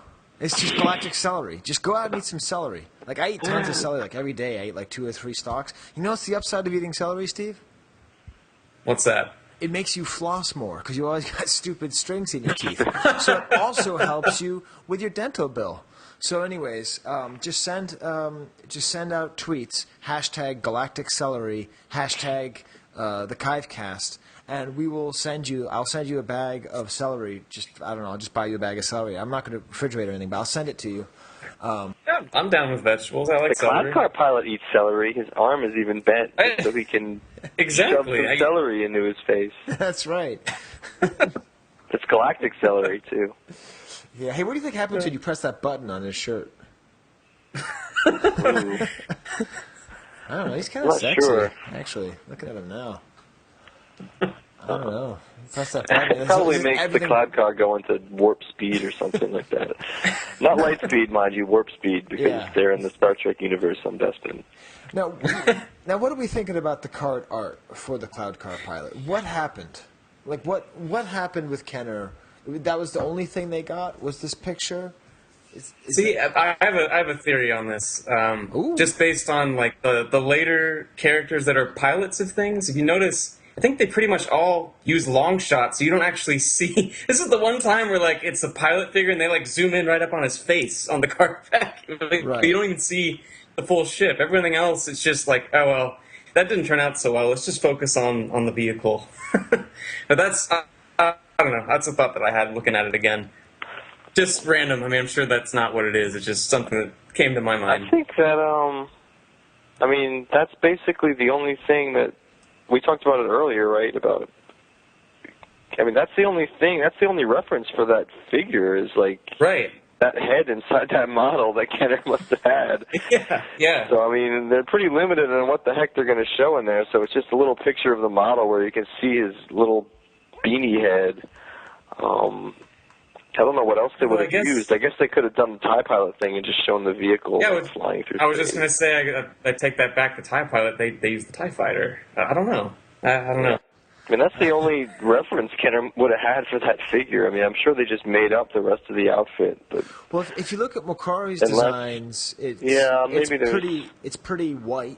So that's similar, but there's that's like a full-body Macquarie image of that character. There is, but he's kind of wearing sort of a fashion-forward, sort of Milan style. Yeah, that's true. That's the way I would phrase it. But if you look up Macquarie Cloud Car, you'll see something. But he doesn't even have the crazy Swifty Lazar glasses or anything. No, he's not rocking the blue blockers. And then I wondered, too, if this should be the figure for which we start to discuss variations. Oh, jeez. I'll take that as a no. Okay, so next month...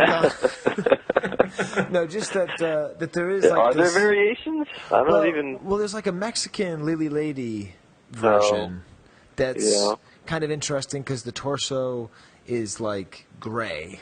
And the face is kind of painted differently. And I don't know, when I was trying to find interesting things to say about this figure, I found myself actually kind of interested over at the Imperial Gunnery. They have lots of really good stuff on that kind of if you're interested in variations, it did seem like there are real differences. But Steve, help me out here. Interesting. I didn't know anything about that. I'm looking at it now. Well, there's lots of different things. Generally. Right, like the gun looks a little bit different, and the tricorder looks different. The face, it's just, it seems almost like it's slightly smaller as well. The boots are kind of a different color. But I basically want to send everybody, we'll put a link, or Steve will put a link, to the Imperial Gunnery Forum thing, all about just the differences, like with the accessories from Kenner to Lily Lady, and you could just sort of see these sort of minute differences that just happened in these figures. Does the Lily Lady one still have the button on his chest? It does, yes. It does. Maybe when you press the button, he break dances down the Robo Path. Robo Path, intercepted. Robo Path. Maybe when you press the button, he break dances down the Robo Path. Down the Robo Path. Press the button. Press the button. He break dances and he break dances and he break dances down the Robo Path. Yes, sir. Robo Path, intercepted. Dance the button. Maybe when dances Robo Path. Hey, so. That's it. That's what his hand's in the middle of doing that. He is dressed kind of like one of Michael Jackson's backup dancers with that fly little I could see. outfit on. Or he could be a member of Zulu Nation. I mean, Africa Bambaataa, because this is, in the middle of Zulu Nation's rise of taking over the planet. Yes. Peace, love, unity, and having fun. Okay, Skye here again. Picked up my girlfriend from the airport. And then I had a couple days with my kids. Just my son had a birthday party, laser tag, lots of fun. It's now Wednesday evening. It's 10:30. I'm tired after swimming and playing laser tag. But I was editing this, and I wasn't going to record anything more. But I realized that the subtlety of Ron's humor may be lost. Because I was actually editing this, and I finally understood the joke. So this is the full joke. So, earlier in the show... Now, listen, maybe you already get this joke, but I didn't get it. So, earlier in the show, we talked about the Kenner commercial, where the Cloud Car pilot said, Robo Path, intercepted. Yes, sir. Robo Path, intercepted. And we didn't know what it meant. And so then Ron was suggesting that when you press the little button on the Cloud Car pilot's uniform, that it does a breakdancing move called going down the Robo Path, which doesn't exist. I thought that like the Robo Path was some kind of, because I was stupid and I forgot that we'd made reference to that earlier. So I'd like you to listen to a little montage that I made again of Ron speaking with Africa Bambaataa's classic old school hip hop song Planet Rock, and imagine that you have a Cloud Car pilot or a Cloud Car pilot figure. You press the button right on his chest there, and he starts doing, the robot breakdancing, and breakdances to Planet Rock. And imagine Ron's words in there, too. So that was Ron's joke that I'm trying to do honor to. And I think it will make the Cloud Car pilot a more amusing figure for the rest of your life. Press the button. Pew, pew, down the Robo Path. Maybe when you press the button, he break dances down the Robo Path. Down the Robo Path. Press the button, he break dances and he break dances and he break dances down the Robo Path. Yes, sir. Robo Path, intercepted. Dance the button. Maybe when dances Robo Path. All right, thank you for humoring me, or thank you for allowing me to try to humor you. If you thought that was funny, send Ron Salvatore a PM asking him to go down the Robo Path. All right, thanks. Yeah, his face, just when you look at the close-up of it, you know what he looks like? He looks like that dude from Droids who's, like, fat. Oh. What's that guy's name? Kleb Zellock? George Dusat? George Dusat, maybe? Kleb Zellock. You mean the unproduced guy? Yeah, that's who you're talking about. Yeah. Am I talking about Kleb? Uh-oh. You are.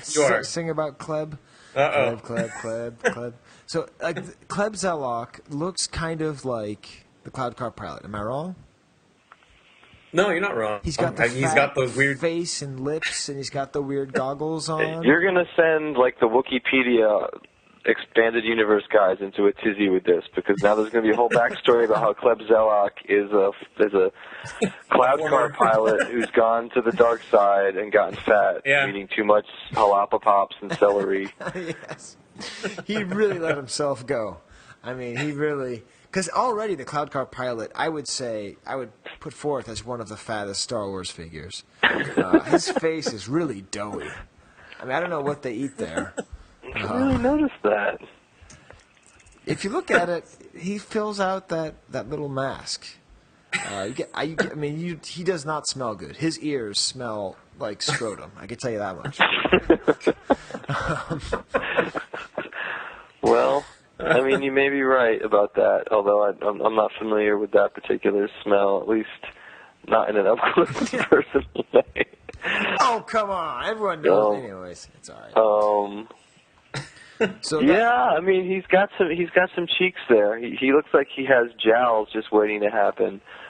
You know, he's definitely, I don't know, what do they eat on Bespin? Seems like all health food or something. Ice cream. Lando wouldn't stand for health food. I thought he's got to have some serious stuff. Yeah. They ate ice cream. Yeah, but so in the event that you enjoy looking, just type in Cloud Car Pilot variation, and you'll find all these very serious photos of this completely goofy character, like side by side. Like Rebel Scum has beautiful, blue screen shots of them side by side. Imperial Gunnery has it. It's kind of everywhere.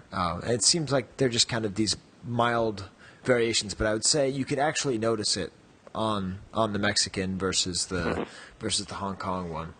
Yeah. Interesting. And is there a less playable figure in the line? I mean, maybe Imperial Dignitary. That I think. I mean, it's just like, what do you do with a cloud? You stick him in your cloud car. I guess that's what you do with him. He's just a pilot for the cloud car. Basically it. Yeah. But the problem is that they should have made two, because,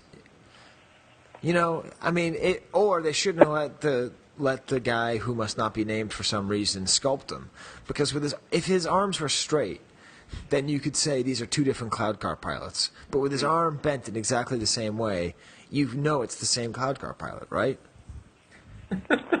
Yeah, I would imagine. I mean, who else would have that arm bend other than our friend? Unless they're twins. Why are there two Bespin guards but not two cloud car pilots? That's like, some kind of cone or something like that. Sort of like the Zen question. How come there's a vehicle that has two pods, and then the Bespin character that there's two different characters is the guard and not the pilot? Guard, yeah. There should be two different pilots and not two different guards. I guess it's because there's two different guards, and there's several guards in the movie, so they could base them on different guys. And Kenner had more than one picture. On the actual Cloud Car box, though, that vehicle came out before the Cloud Car Pilot was out, so I think they just have Bespin guards in there, right? Yeah. Well, no, it's Luke is in one, and then the Asian security guard is in the other. Is he? Okay. And there then you go. Another Asian security guard is basically opening up he's about to rip Luke out of the seat. Yeah. He's sort of there, and then there's It does seem that Kenner should have timed their releases a little bit better with their figures and their boxes. Part of it, I think, is Hasbro, when you bought the Joe vehicles, you got the driver, and I think, Hasbro at some point was like, hey, we should be releasing pilot figures, and so that's kind of why it was delayed. I don't think they had that thought at the time when they made the Cloud Car that they should make a pilot for it, but later on, I think after seeing the example of G.I. Joe, it was like, well, we should release a pilot figure because that's an easy sell. Because everyone's going to buy the Cloud Car and they want the pilot. And later on, I think in Jedi, the B-Wing pilot came out around the same time as the B-Wing. Yeah, right, and the same with so they kind of got on top of it. Yeah. But at that point in time, I think that they didn't really think about it until a couple of years later. And I wouldn't be surprised if G.I. Joe was part of that. Right. Well, speaking of Hasbro, they released a vintage reissue of the Twin Pod Cloud Car Pilot. Really? Yeah, they chose to call it the Twin Pod Cloud Car Pilot, so they went back to the pre-48 back designation. The sculpt looks not too much like the Kenner one. They do include a little button, but they put a little design on it. They gave him a little mustache, so he looks even creepier and more 70s-like. And they did that thing, Which we should actually spend some more time looking at what Hasbro did to the Kenner card backs, because essentially they kept them fundamentally the same, but they would go in and lighten up areas, make them more readable. So you can see they really tried to make this a card back that someone would be able to look at and say, "Oh, yes, of course, I get what that is." But even with this modern monstrosity, it still doesn't read particularly well. Man, this mustache is just creeping me out. Yeah, he looks actually, it's kind of like the Fu Manchu one. But I sort of love the fact that, modern Hasbro is still making Star Wars figures with mustaches, because that's just like a grand tradition that needs to be carried on. Yeah, it totally is. Yeah. In the tradition of Rebel Commander. Yeah. He's like the Ron Swanson of Star Wars. Yeah. Well, I mean, the Kenner version couldn't have the mustache because he would get his ice cream stuck in his mustache. Well, speaking of things that nobody loves, Steve, what does nobody love?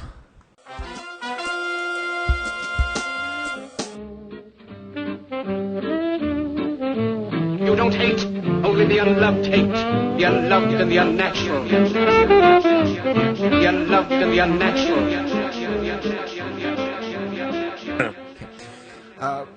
One time when I wrote a paper for my thesis advisor, who was extremely exigent and not always kind with his words, he gave me an A on this paper, but he circled my entire conclusion and said in a very beautiful French, I'll translate, "I will do you the service of discarding your entire conclusion." So I will do the listening audience the service of skipping past the discussion of which of the unloved items we're going to discuss. I think that's a wise move. But I am going to quickly discuss the first one, Steve, because I actually want you to go with the first one. So before we get to the second one, there happens to be a poster for Australia that shows Macquarie's image of the cloud cars approaching Bespin, and it was actually for the Australian release of the Empire Strikes Back VHS. Right. And I imagine it's an extremely rare, cool piece, nice artwork, very cool. It's Pete Vilmer-esque, and it's Pete Vilmer's entry, and so I think it deserves mention, although I don't think it's unloved. I just don't think it's that well known. No, see, that was probably my trouble with it, yeah. But the thing I don't know anything about is some kind of talking alarm clock? When I'm kind of struggling for unloved items, I just tend to go for the household category, and I went down a rabbit hole of clocks and watches, which I'm really bummed out I missed the panel at Celebration. It sounded, based on what I found on the archive, I'm sure that would have been an awesome thing to see, but the one that just kind of stood out the most to me, and I'm sure we'll go back to this at some point, but it's called in the archive an R2-D2 and C-3PO dimensional talking alarm clock. And then this one, it's a Star Wars box, but it has an Empire Strikes Back logo on the side. So those, reissued or whatever during the Empire Strikes Back, or maybe it just was released during Empire Strikes Back and they just needed the logo. Anyway, the kid on the box, I'm trying to figure out, he reminds me of like a child version of some actor, and I can't figure it out who it is. He looks like Durs. He looks like Durs from Workaholics. Okay. I can see that, yeah. He looks very creepy. He looks like kind of like a serial killer. He's holding up. Although someone said I was too mean to the kid on the Palatoy box when I called him an ogre. He's an ogre. Yeah, thank you. He's an ogre. Stop being so nice. There's enough nice people in the world. That ogre-y kid. Yeah, he's ugly and he should be made fun of, right? Absolutely. Now this kid's not ugly; he just looks kind of weird. But talking alarm clock, I've never seen this item before. Have you guys ever seen it before? You've never seen that? What is wrong with you? You do a Star Wars podcast. Like you've never even seen it? I've never seen it, Ron. What? Hey, I'm honest. If nothing else, I could be like, yeah, dude, like I see this all the time. You have to work on your hipster thing and just claim you've been everywhere and seen everything. Yeah. I mean, Ron, do you see a Chewbacca on it? I don't. Therefore, I've never seen it before. Yeah, I mean, that's one of those, I don't know what to call it. It's kind of like a major vintage item, I guess, that's not in the Kenner line, but it's sort of significant because it's figural, and I think a lot of people remember it. But you're right, the kid he looks just like But what is he? He's just so bored. Like, can't the photographer get him to smile or look interested, or did they just like I just take realized his he's picture actually from like some other holding it in his context? hand. It's so weird. And it looks like, He's just, because on the he's box, kind of holding it, yeah. On the box, the name of the company is Bradley Time, but it looks like that's his name. And his hair is like its own cloud car pilot helmet. Yeah. And I sort of imagine him, because my friend Brad is one of my best friends. He's kind of like Steve, but not collecting Star Wars. But his name is Bradley, and he used to have this job where he would just process checks at Wells Fargo from 10 p.m. to 2 a.m., and he would just keep himself awake by singing "Can't Touch This." But to the words processing checks, so you go do do do do do do do do processing checks do do do do do do processing checks, and so I could just imagine him going, "Stop, Bradley Time." So that's what I imagine. This kid is just constantly saying. There's no way this kid is listening to MC Hammer. No. More like, I don't know what, but he would probably faint and die if you even mentioned MC Hammer That's to this true. kid. This kid is pre-hip hop. That is true. Stop, Bradley Time. I had this as a kid, though. You had it? I had it as a kid. I don't have it now, I don't think. Do you remember what the lines were? Like, all I remember is that it was really hard to figure out how to set it to wake you up, so I maybe got it to work like one time, but when it does wake you up, it says something like, it's like, "Good morning, young rebel. Time to join the Rebel Alliance and fight the evil empire." And Anthony Daniels probably got a paycheck for recording it. But, I remember liking it because it was figural. And it just, like, I always wanted to take the figures off of there and do something with them. And it sat on my little night table as a kid for quite a long time. And I'm looking online now, and it seems like there's a Return of the Jedi variation, which is pretty interesting. So this they just took the box and put a Jedi logo sticker on top of it. yeah. So did it only come out for Empire? I'm trying to think. Yeah, it was in the Empire era, and I want to say it was maybe later. Like, I don't think it was 80. I think it was more like 82. And 3PO and R2 were on a snow base, so it's like a Hoth type of thing. Now, I do have the sound here. Do you guys want to hear the sound that it made? I would love to hear it. Okay, I'm sure it'll bring back memories.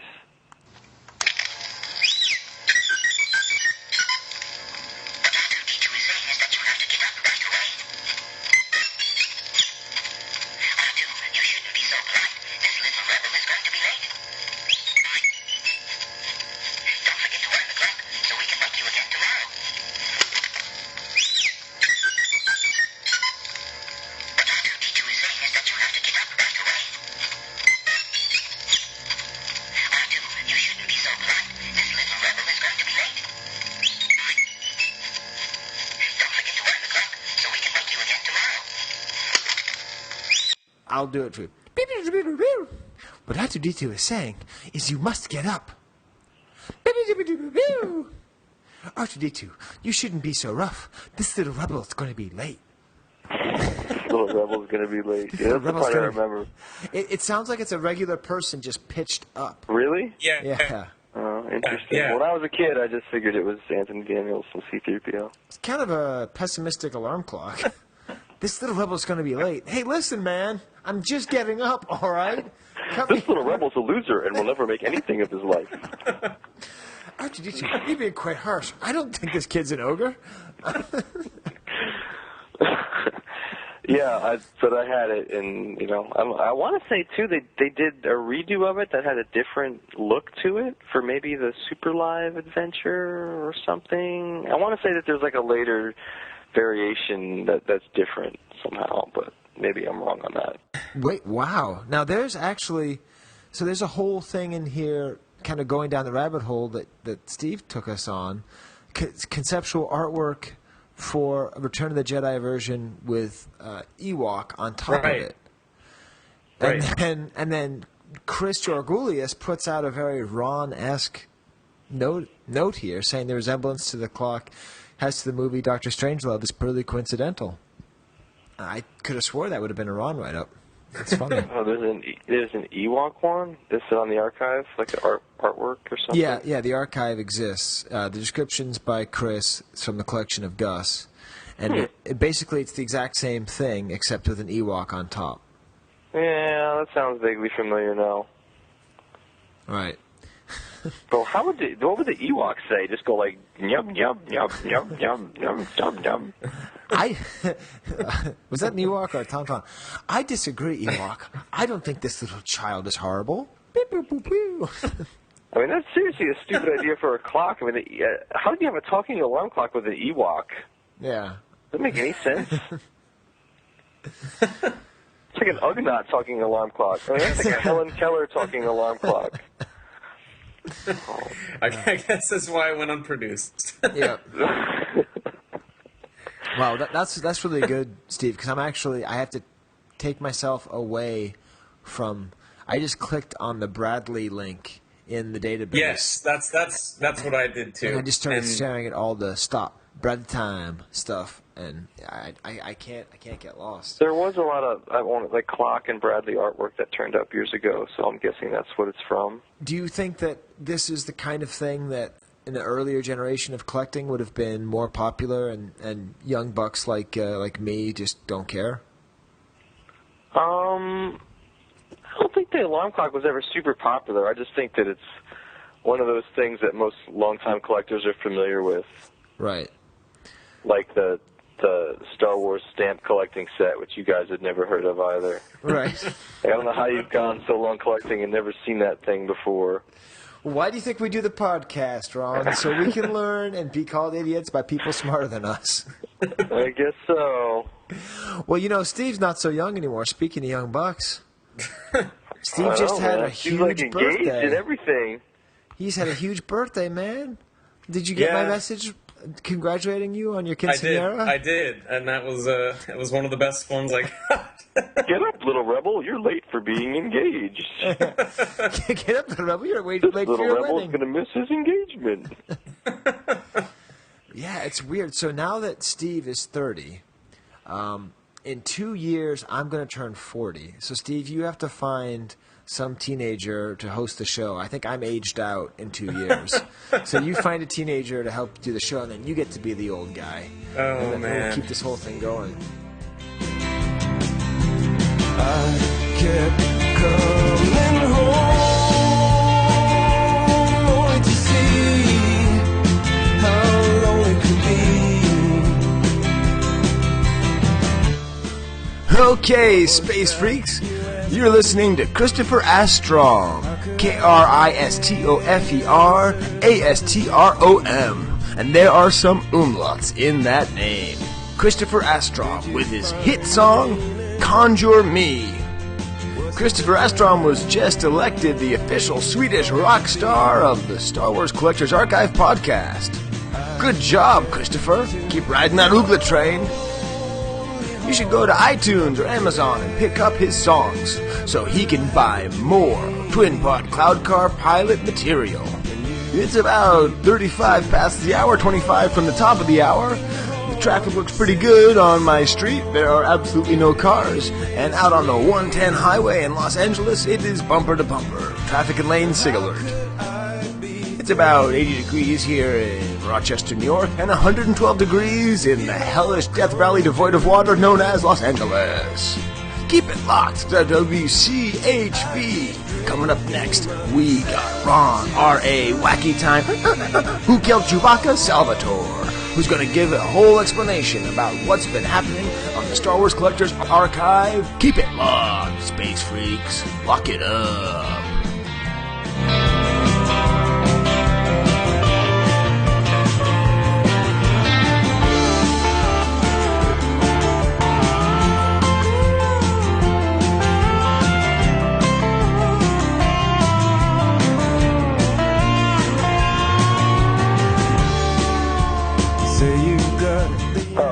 Some new stuff recently. Amy Schoberg's been doing some cool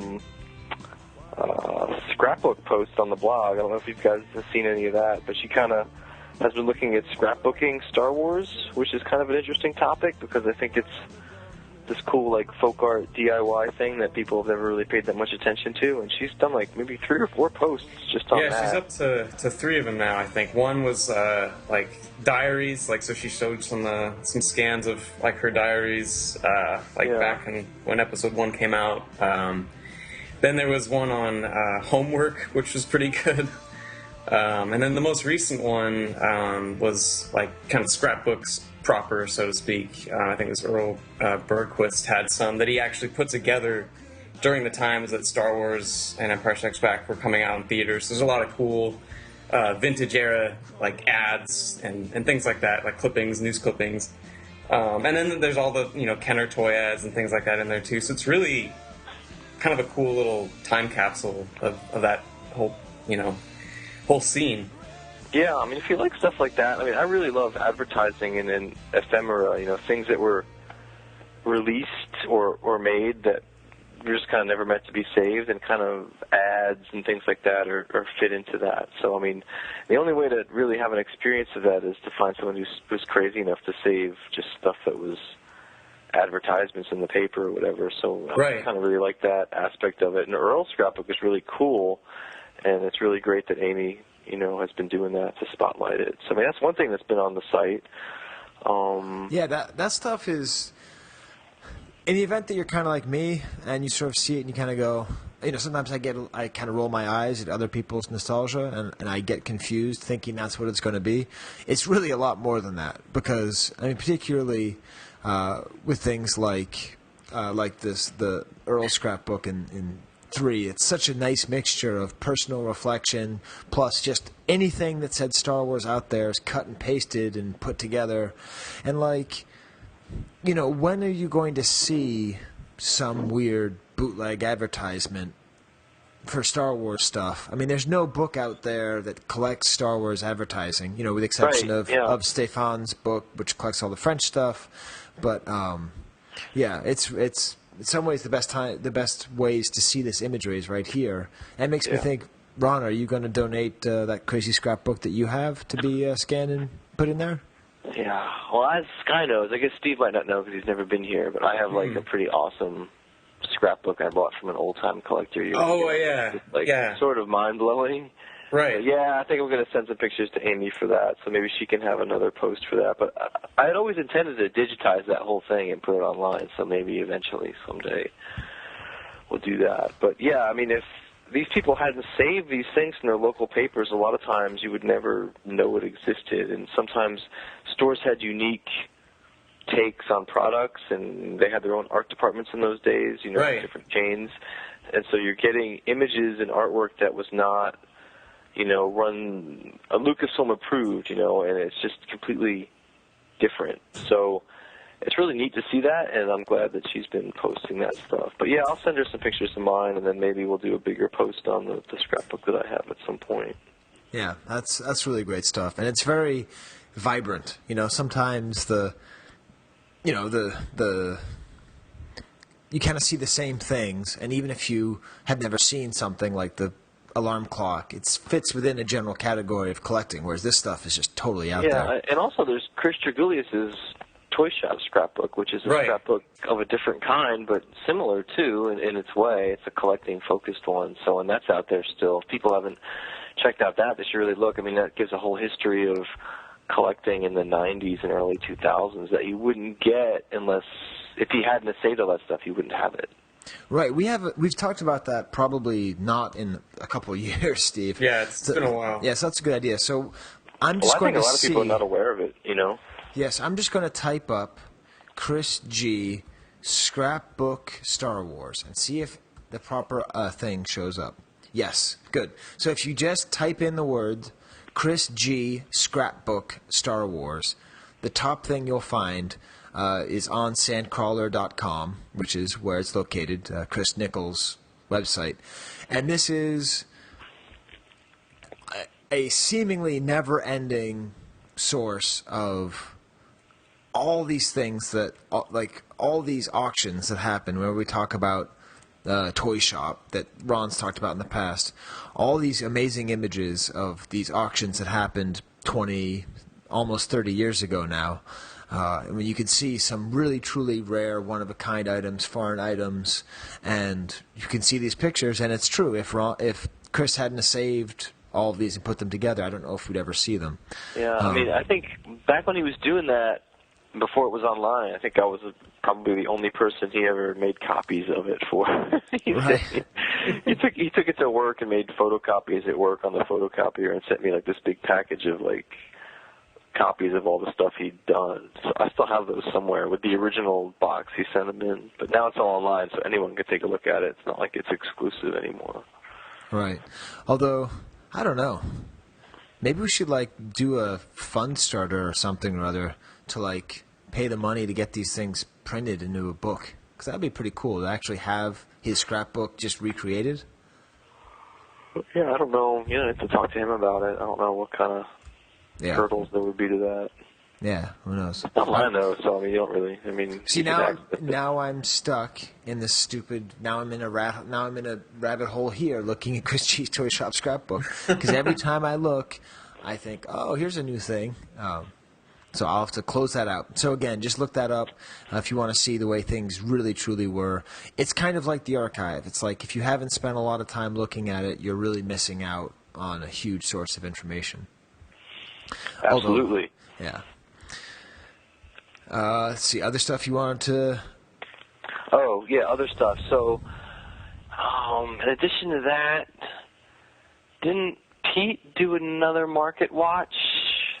He's been on a roll with those. He's got those so he's pretty been much. doing that, so you can log on there and see the latest thing from him. And he also did his story about what it was to be at Celebration for the first time, and that's kind of like a future scrapbook in the future, because he just sort of talks about all the things that he bought and how much he spent, and it's really fun just to, in the event that you're the kind of person who's out there sort of thinking, you know, oh, what's it like to go to a celebration for the first time? I think that's a pretty good example of what it's like. Yeah, I'd agree. Yeah, I mean, he's been doing a lot of good stuff on there. So take a look. Well, you had your bit on the zines, which is pretty. Oh yeah, and then that's the other thing. Yeah, and before the Hoth thing, I posted something about the report from the Star Wars generation, which was an old time, but early '90s. Zine, like a DIY zine that was about Star Wars and Star Wars toys that later was produced as a glossy magazine, which people might get a kick out of just to see what Star Wars fandom was like before the internet was around and before sites like the Archive were around. You know, some of the stuff in there is just kind of some funny fan-based things like different articles. One of those an early article about speculating about whether or not the rocket fet even exists. Yeah. I think the thing is from like '93 or something like that. So take a look at that. There was also a Kenner Junior Achievement Message Center. I don't know if you guys are familiar with that. This thing is awesome. Yeah, Junior Achievement is this sort of a charity program that partners with local businesses to give kids a chance to develop and market their own products. So they partner with, you know, a toy company, and the kids would make a sort of toy, and then they'd market it and sell it in limited numbers to people in their community, so they get a sense of, you know, running a business. And Kenner was a frequent collaborator with the Cincinnati Junior Achievement people, and they did several items. One of them was this message center, which is basically just a piece of plastic with a cork board on it with some Star Wars graphics. It says, "May the Force be with you" on it. And I think this was probably an early 80s or late 70s product. But it's explicitly Star Wars, and they're pretty tough to find. And I posted some stuff about that, as you know, along with a photo from an internal Kenner newsletter showing a Kenner employee with a junior achievement person, you know, presenting that to them. So if you're interested in that, that's in there. This is crazy. This is a really cool piece. And I am a little disappointed you didn't take the opportunity to put a picture of Philip Seymour Hoffman in there. Little Lebowski's Urban Achievers. Part of them, yes, part of all them, yes, we are. Because they look like it when they're holding it up. He's making the Little Lebowski Urban Achievers. Yeah. At least that's what but I'm it's just cool. I mean, check out how they named the company Star Wars Co. Like, without the R for Star Wars. So it doesn't say Star Wars because probably they didn't have the rights. Because it's a licensed product, and it's an actual company. So it doesn't use Star Wars, but it suggests STAWARCO. So then this would have been made by a Little Lebowski Junior Achiever in I think Kenner would have Cincinnati. supplied the materials to the Junior Achievement people, and whoever someone made from the Kenner. best thing wins. What's that? And then whoever makes the best product wins? I don't think so. I think that Kenner, if you were involved in the Junior Achievement program with Kenner, you would have made these things and you would have sold them or whatever and had experience making a product. But I think Junior Achievement every year, I guess, decided what was the best item or something, and the Kenner that year won. Like this item, they decided was the best product. But there would have been other Junior Achievement programs at different parts of the country. Kenner did a Cincinnati one because they're a big company in Cincinnati. Right. But if you were in, Grand Rapids, maybe some other company would have done a product. And that year, according to this little blurb with this picture, they said that this was the best engineered product in the program of that year. So, yeah. But I don't think the program itself was a competition. I think kids just had a chance to be involved with making a product. We did something similar in my shop class in high school. We had to design a product and then sell it and all this other stuff. So I mean, it's just kind of what it was. But it's cool because it's a Star Wars centric item. Some of the other ones in the program, there's a clock that Kenner did in another year. It must have been 81 maybe, that used the graphics from one of the vinyl cases with Yoda on it. Right. And they made a clock out of it. So that's another one. And then there's a shortcake one, I think, or maybe a mask one. So there was a bunch. Kenner did it for a number of years in the 80s and maybe the late 70s. And to me, this is the coolest one because it's just so Star Wars. I mean, it's it's got the double racetrack, and it's really neat. And I've only ever seen maybe 10 of them. Wow. So it's a pretty cool item. But I don't think a lot of people are aware of it. Even after I posted it on the archive, people don't seem to really care.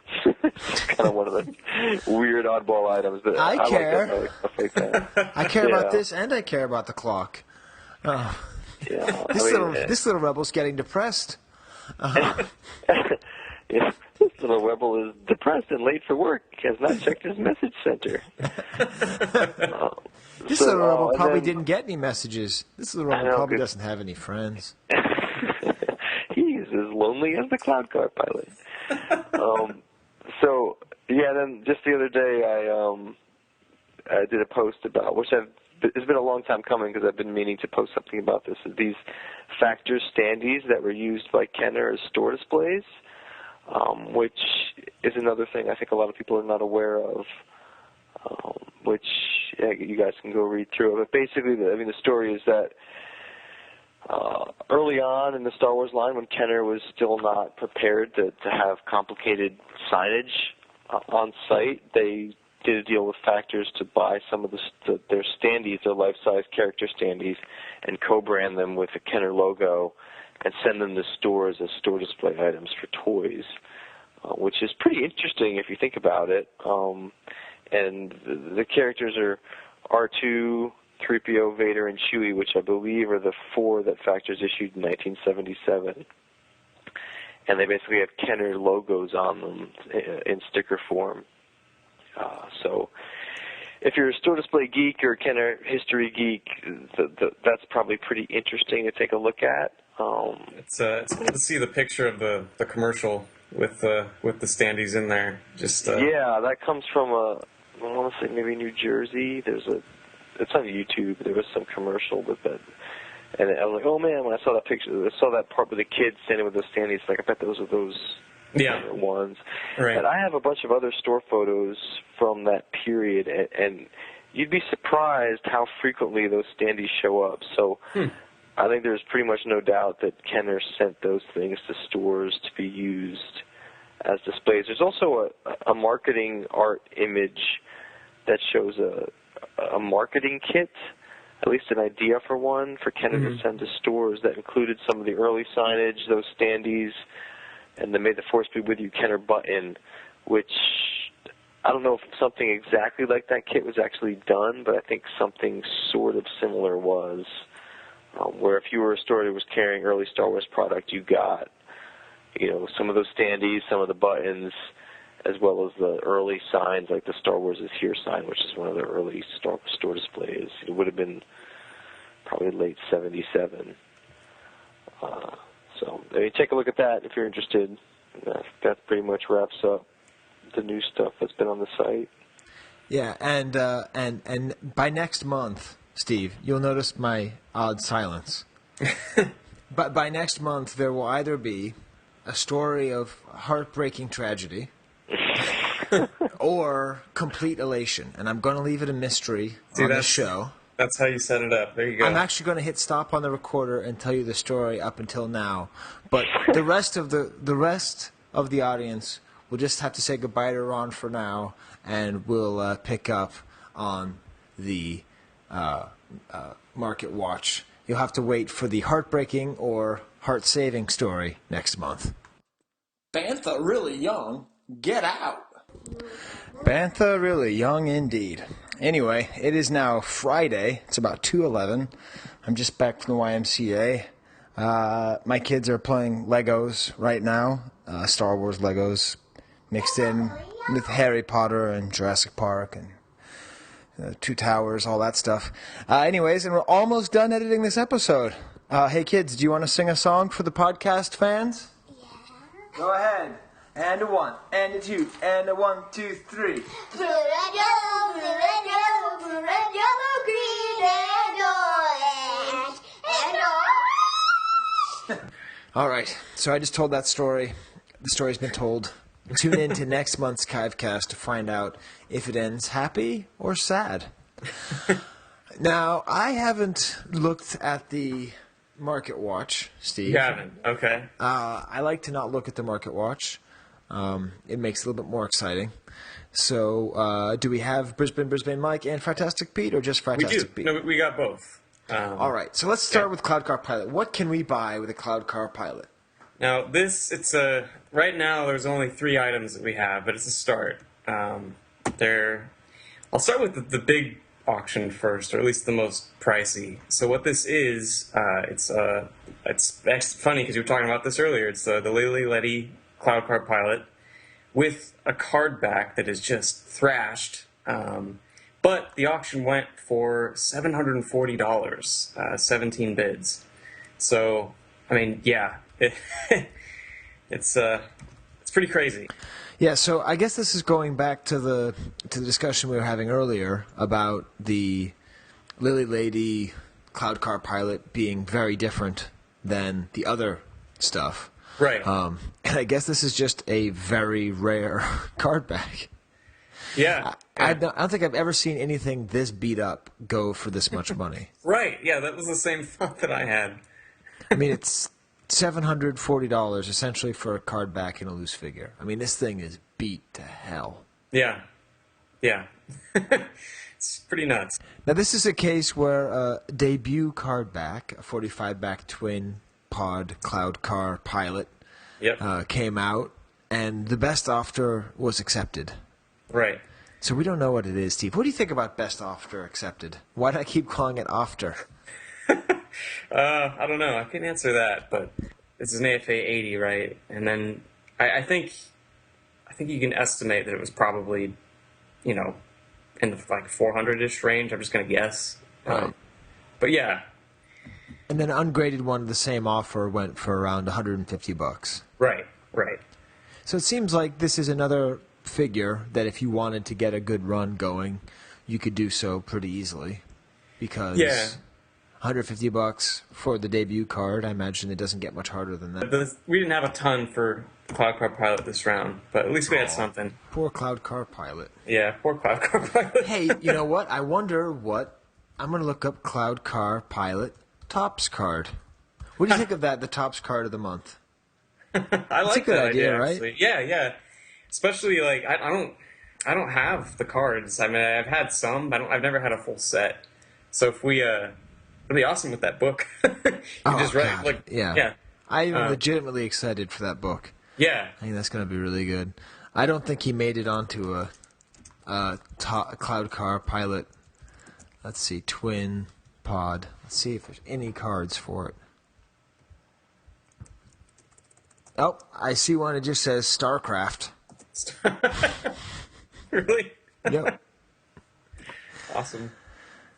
All right. So then, what is Fantastic Pete's about this month? So for this month, what Pete did is he put together a really comprehensive look at some multi-packs that sold in an auction, not an eBay auction. This was just a public auction in the collection of Todd DiMartino, and I think the auction was back in June, if I remember right. And there's a lot more than what I put in this kind of digest version. I thought I'd just pick a couple from each line and highlight those, but there's a much more extensive list forthcoming. So for Star Wars, I picked a couple here. The first one was a multi-pack that had Ben Kenobi, Luke, R2, and 3PO. It sold for $750. And then a kind of corresponding one was Chewie, Jawa, Leia, and Han Solo. It went for $950. So it's kind of, it's just a sampling. There's I think 4 other Star Wars ones that he highlights in his post, which like I said, it should be coming up soon. And so these are basically like JCPenney multi-pack kind of deals? Just right. Like you find them in a catalog and you buy them and you get them like this. Right. Something about these that's always not interested me is I just don't understand how they were purchased or consumed. Right. And I think, there's that, on the archives, there's that kind of guide to catalog mailers. Right. But we've brought it up before. It's not... Oh, yeah. No, we've discussed it. I think we've actually addressed it. I think it was actually in episode 63. We talked about it in some length. Yeah. But yeah, it's crazy. What's weird to me about these is that they really vary in terms of how many you can get and the combinations. Like some combinations make total sense, others are very random. But in terms of their value and rarity, I'm totally clueless. So this is kind of interesting to see a swath of them selling around the same time to kind of get a gauge on what prices are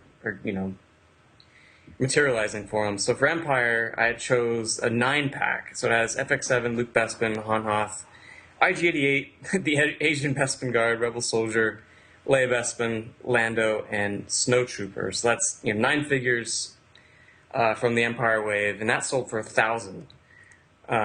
Which it's just funny because you get twice as many or more than twice as many figures, and you're getting a price that's only a little bit more.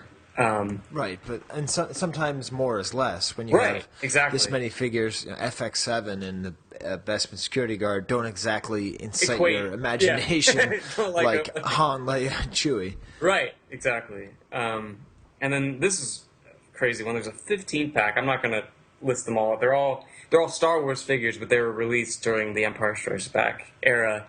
And this thing went for $4,900. So it's a big pack of figures. All of those, some of the first 12, and then you have some of the second wave. Wow, can you imagine how psyched you would be if you were a kid and you got 15 Star Wars figures in one box? That's what I think of when I see some of these. It's like a dream come true for a kid that doesn't get them all on card. You can just get a box full of figures. It's pretty sweet. Yeah, this has got the entire wave of the second 8. Yeah. Plus most of the 12-backs. Yeah, it's missing Han and it's missing Han, Jawas, Vader, but still we don't need to go through them all. But yeah, that's a really awesome 15 cool pack. You get the early bird characters, and then plus a couple others, and then you have your the second 8. Yep, that's very evocative. That's what I like. See, I like things that are evocative, and that's evocative to me. The idea of being a kid and opening, who knows what it means? It's evocative. Opening up a 15-pack and just being, oh, sweet, oh, cool. Yeah, that's great. Yeah. And then for Jedi, I chose, I had one of these. I really liked the Return of the Jedi 3-packs. It had a nice graphic on the little box. And this one, I just picked because I if I wanted like a Return of the Jedi 3-pack of Jabba guys, like it just spoke to me. I know you don't like Reese, right? Isn't that, if I remember right, you're not a Reese fan. It's weird how much I don't like. For Return of the Jedi is my favorite Star Wars movie by far, but there's so much. Like I don't like Klaatu, I don't like Reese, I don't like Weequay, I don't like Bib Fortuna. See, it's all. I don't know. I mean, I like Pruneface. I don't like Squidhead. I love the Gamorrean Guard. Yeah. So, it's a crapshoot. It is. But for these, it's Klaatu, Weequay, and Reese, and that was 300. And I remember, I think I had one with, like, Nadine, Akbar, and I had a Rebel Commando, maybe, and it was open, but I just liked the fact that was the combo, and it's usually had the names printed on the back, so you know what's in there. But this one for 300, I think I got mine for like $100, $150, but that was a long time ago. And then lastly, there is a 7-pack Hero Pack, which has a B-Wing pilot in it. This is like your Endor. This is like your Rebel Endor thing. So it's got the B-Wing pilot, Han Trench, Pruneface, Leia Poncho, Paplu, Tebow, and Wicket. So that's like a pretty... That's also like very wave specific. Although second kind of set of Jedi figures, and this one went for $750. So I don't know. I thought that was one of my favorite ones, just purely based on the combo. But yeah, I mean, you got because Pruneface and the B-Wing pilot. You get the sense they hang, right? See, what's weird? I don't know if we'll probably bring this up again whenever we do get to Pruneface, but I always just assumed that Pruneface was another like Jabba's Palace guy. Right. I had no idea who that was. Everybody does, but now that we know the difference, you were writing about the behind the scenes footage and about how it's this big deal that we see Nien Nunb and Akbar. Oh, right, yeah.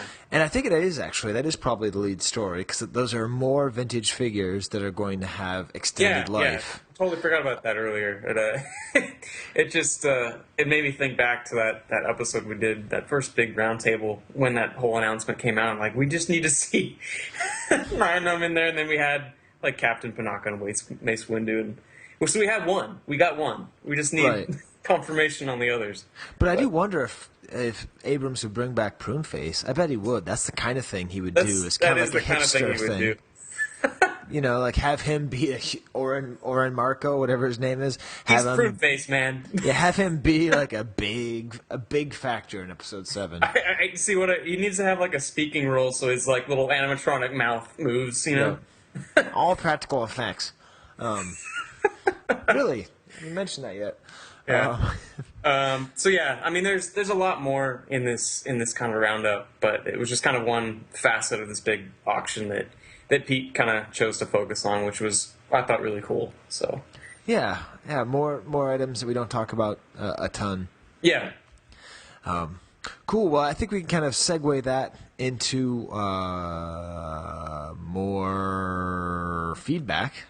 Yeah. Which we're basically done with. I would say that Jared did make us our free General Madine figure. Yes, and I got some publicity.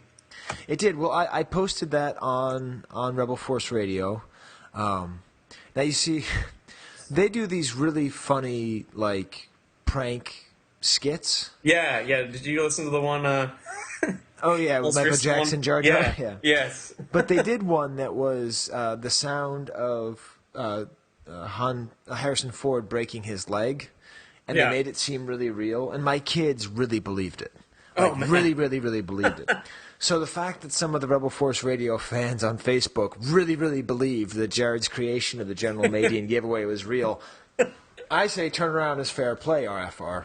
So that and the idea of having the sound of the Topps card game open up on air, that was also theirs. Yes, that's good. He also did that, except we're not officially sponsored by Topps, which I wish we would be, because then they'd give me more credits. So I could get more Elegant Weapons Padawan pack inserts. Again, that's Chive Cast, if you want to trade with me. So wait, if I download the app, would I can I only log in? Can only one person log into that account? So I can say... You can be Vintage Pod. You create a name of Vintage Pod. All right. I'll be Chive Cast. Yeah, we'll just trade amongst each other. Yeah, because you get more points for trading. Okay. It is odd the thrill you get when you actually open up something that's like an insert. It makes this cool sound, and you're like, "Yee, ooh, I had it." Let's see what other feedback do we got here. A lot of stuff from Canada's Greatest Know-It-All. Yes, yeah. This season on Canada's Greatest Know-It-All, Skye! So a lot of it was about the AT-AT commander saying that he didn't appear on the box because the commander was released in '82 and the toy was released in '81. Right. So we discussed that a little bit with Ron earlier with the Cloud Car Pilot as well. Yeah. And then interesting stuff. The Rebel Command Center was sold in Sears stores, not just in the catalog. Mm-hmm. And then, this is what was crazy. About the Canadian, I'm just going to read it. About the Canadian Sears skin-wrapped figures. They originally were Sears Canada exclusives in multi-pack sets for their respective Christmas seasons. Once the time period was up for when they were made available, the undamaged sets were returned to Kenner Canada, who would then redistribute the single action figures to discount stores such as Kmart and Woolco Woolworths. Here's an example of the Kmart sticker. Yeah. Kenner Canada realized early on that action figures were king. They had originally offered the Canadian version of the Cloud City a year after the USA did. It was Sears Canada's exclusive too, but not a high seller. It was available for a full 3 years up here. Since the Cloud City did not sell well, they passed on the Rebel Command Center. However, recognizing that the new figures from each of these sets would be big sellers, they included one new figure from the U.S. Cloud City playset in 1980, Ugnaught, Hombespin, Lobot, and Dengar, as well as the U.S. Rebel Command Center in 1981, AT-AT Commander, R2-D2 Sensor Scope, and Luke Hoth, in their multi-packs to help move out old stock. Yeah, that's really well described, quite detailed. The way that Kenner Canada understood the importance of figures was kind of pick and choose what they were selling. Right. And then finally, the transition figure with the Akbar stickers. Yes. That they were put on at the factory, not at the store. Sears Canada would return undamaged sets to Kenner Canada for the General Veers figure. It was a Christmas '81 set that was available for catalog order up until May '82. So they would be sent back to Kenner Canada and they'd put those stickers on there. Right. So there you go. And then finally, he breaks my heart. He tells me he was joking, saying that he pronounces it AT-AT. It's a joke about the Canadians saying A. He says I guess my humor doesn't translate well across email. Sorry, Skye. It's all right. Hey, all I'm saying is Lego agrees with me, and Lego is king. So. All right, well, cool. It seems like we always basically end right around the midnight hour on the East Coast. Yeah. It's really funny how it pretty much always ends right around here. Yep.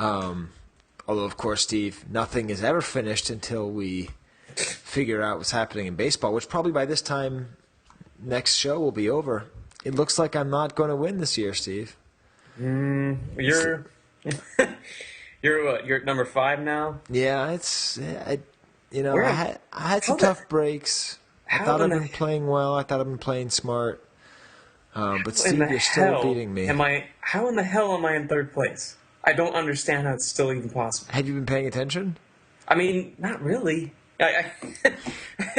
It's a freak accident, I think, this year. Well, hey, you got something to look forward to for the next podcast if we are moving on and putting or leaving Luke Hoth in purgatory. We got your security guard is next. Yes, Black Bespin security guard, one of my favorite unloved figures. Another bendy army, can't stand uppy kind of guy. Yeah. And one of the few things I have a vintage item of that's not Chewbacca. That's right. You could do your own little limelight if you want. I could. Yeah. All right, cool, Steve. Well, then, with that, we will say goodbye. We will see you all next month. Thanks to Ron and to Gary, and I might actually interview this guy about Cloud Car pilots from Sweden. And if I do, Yeah, hopefully that.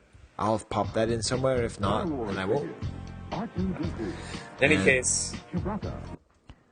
Okay, it's now 6 days since I started editing this thing. It's Friday at 7:32, and I'm ready to let our final words go. I've gone back, I've re-edited, I've taken out a lot of the angel chirpa eyes, I've taken out most of vintage theater, but I've left in blue, red, yellow, green, and orange, and some other fun stuff. All right.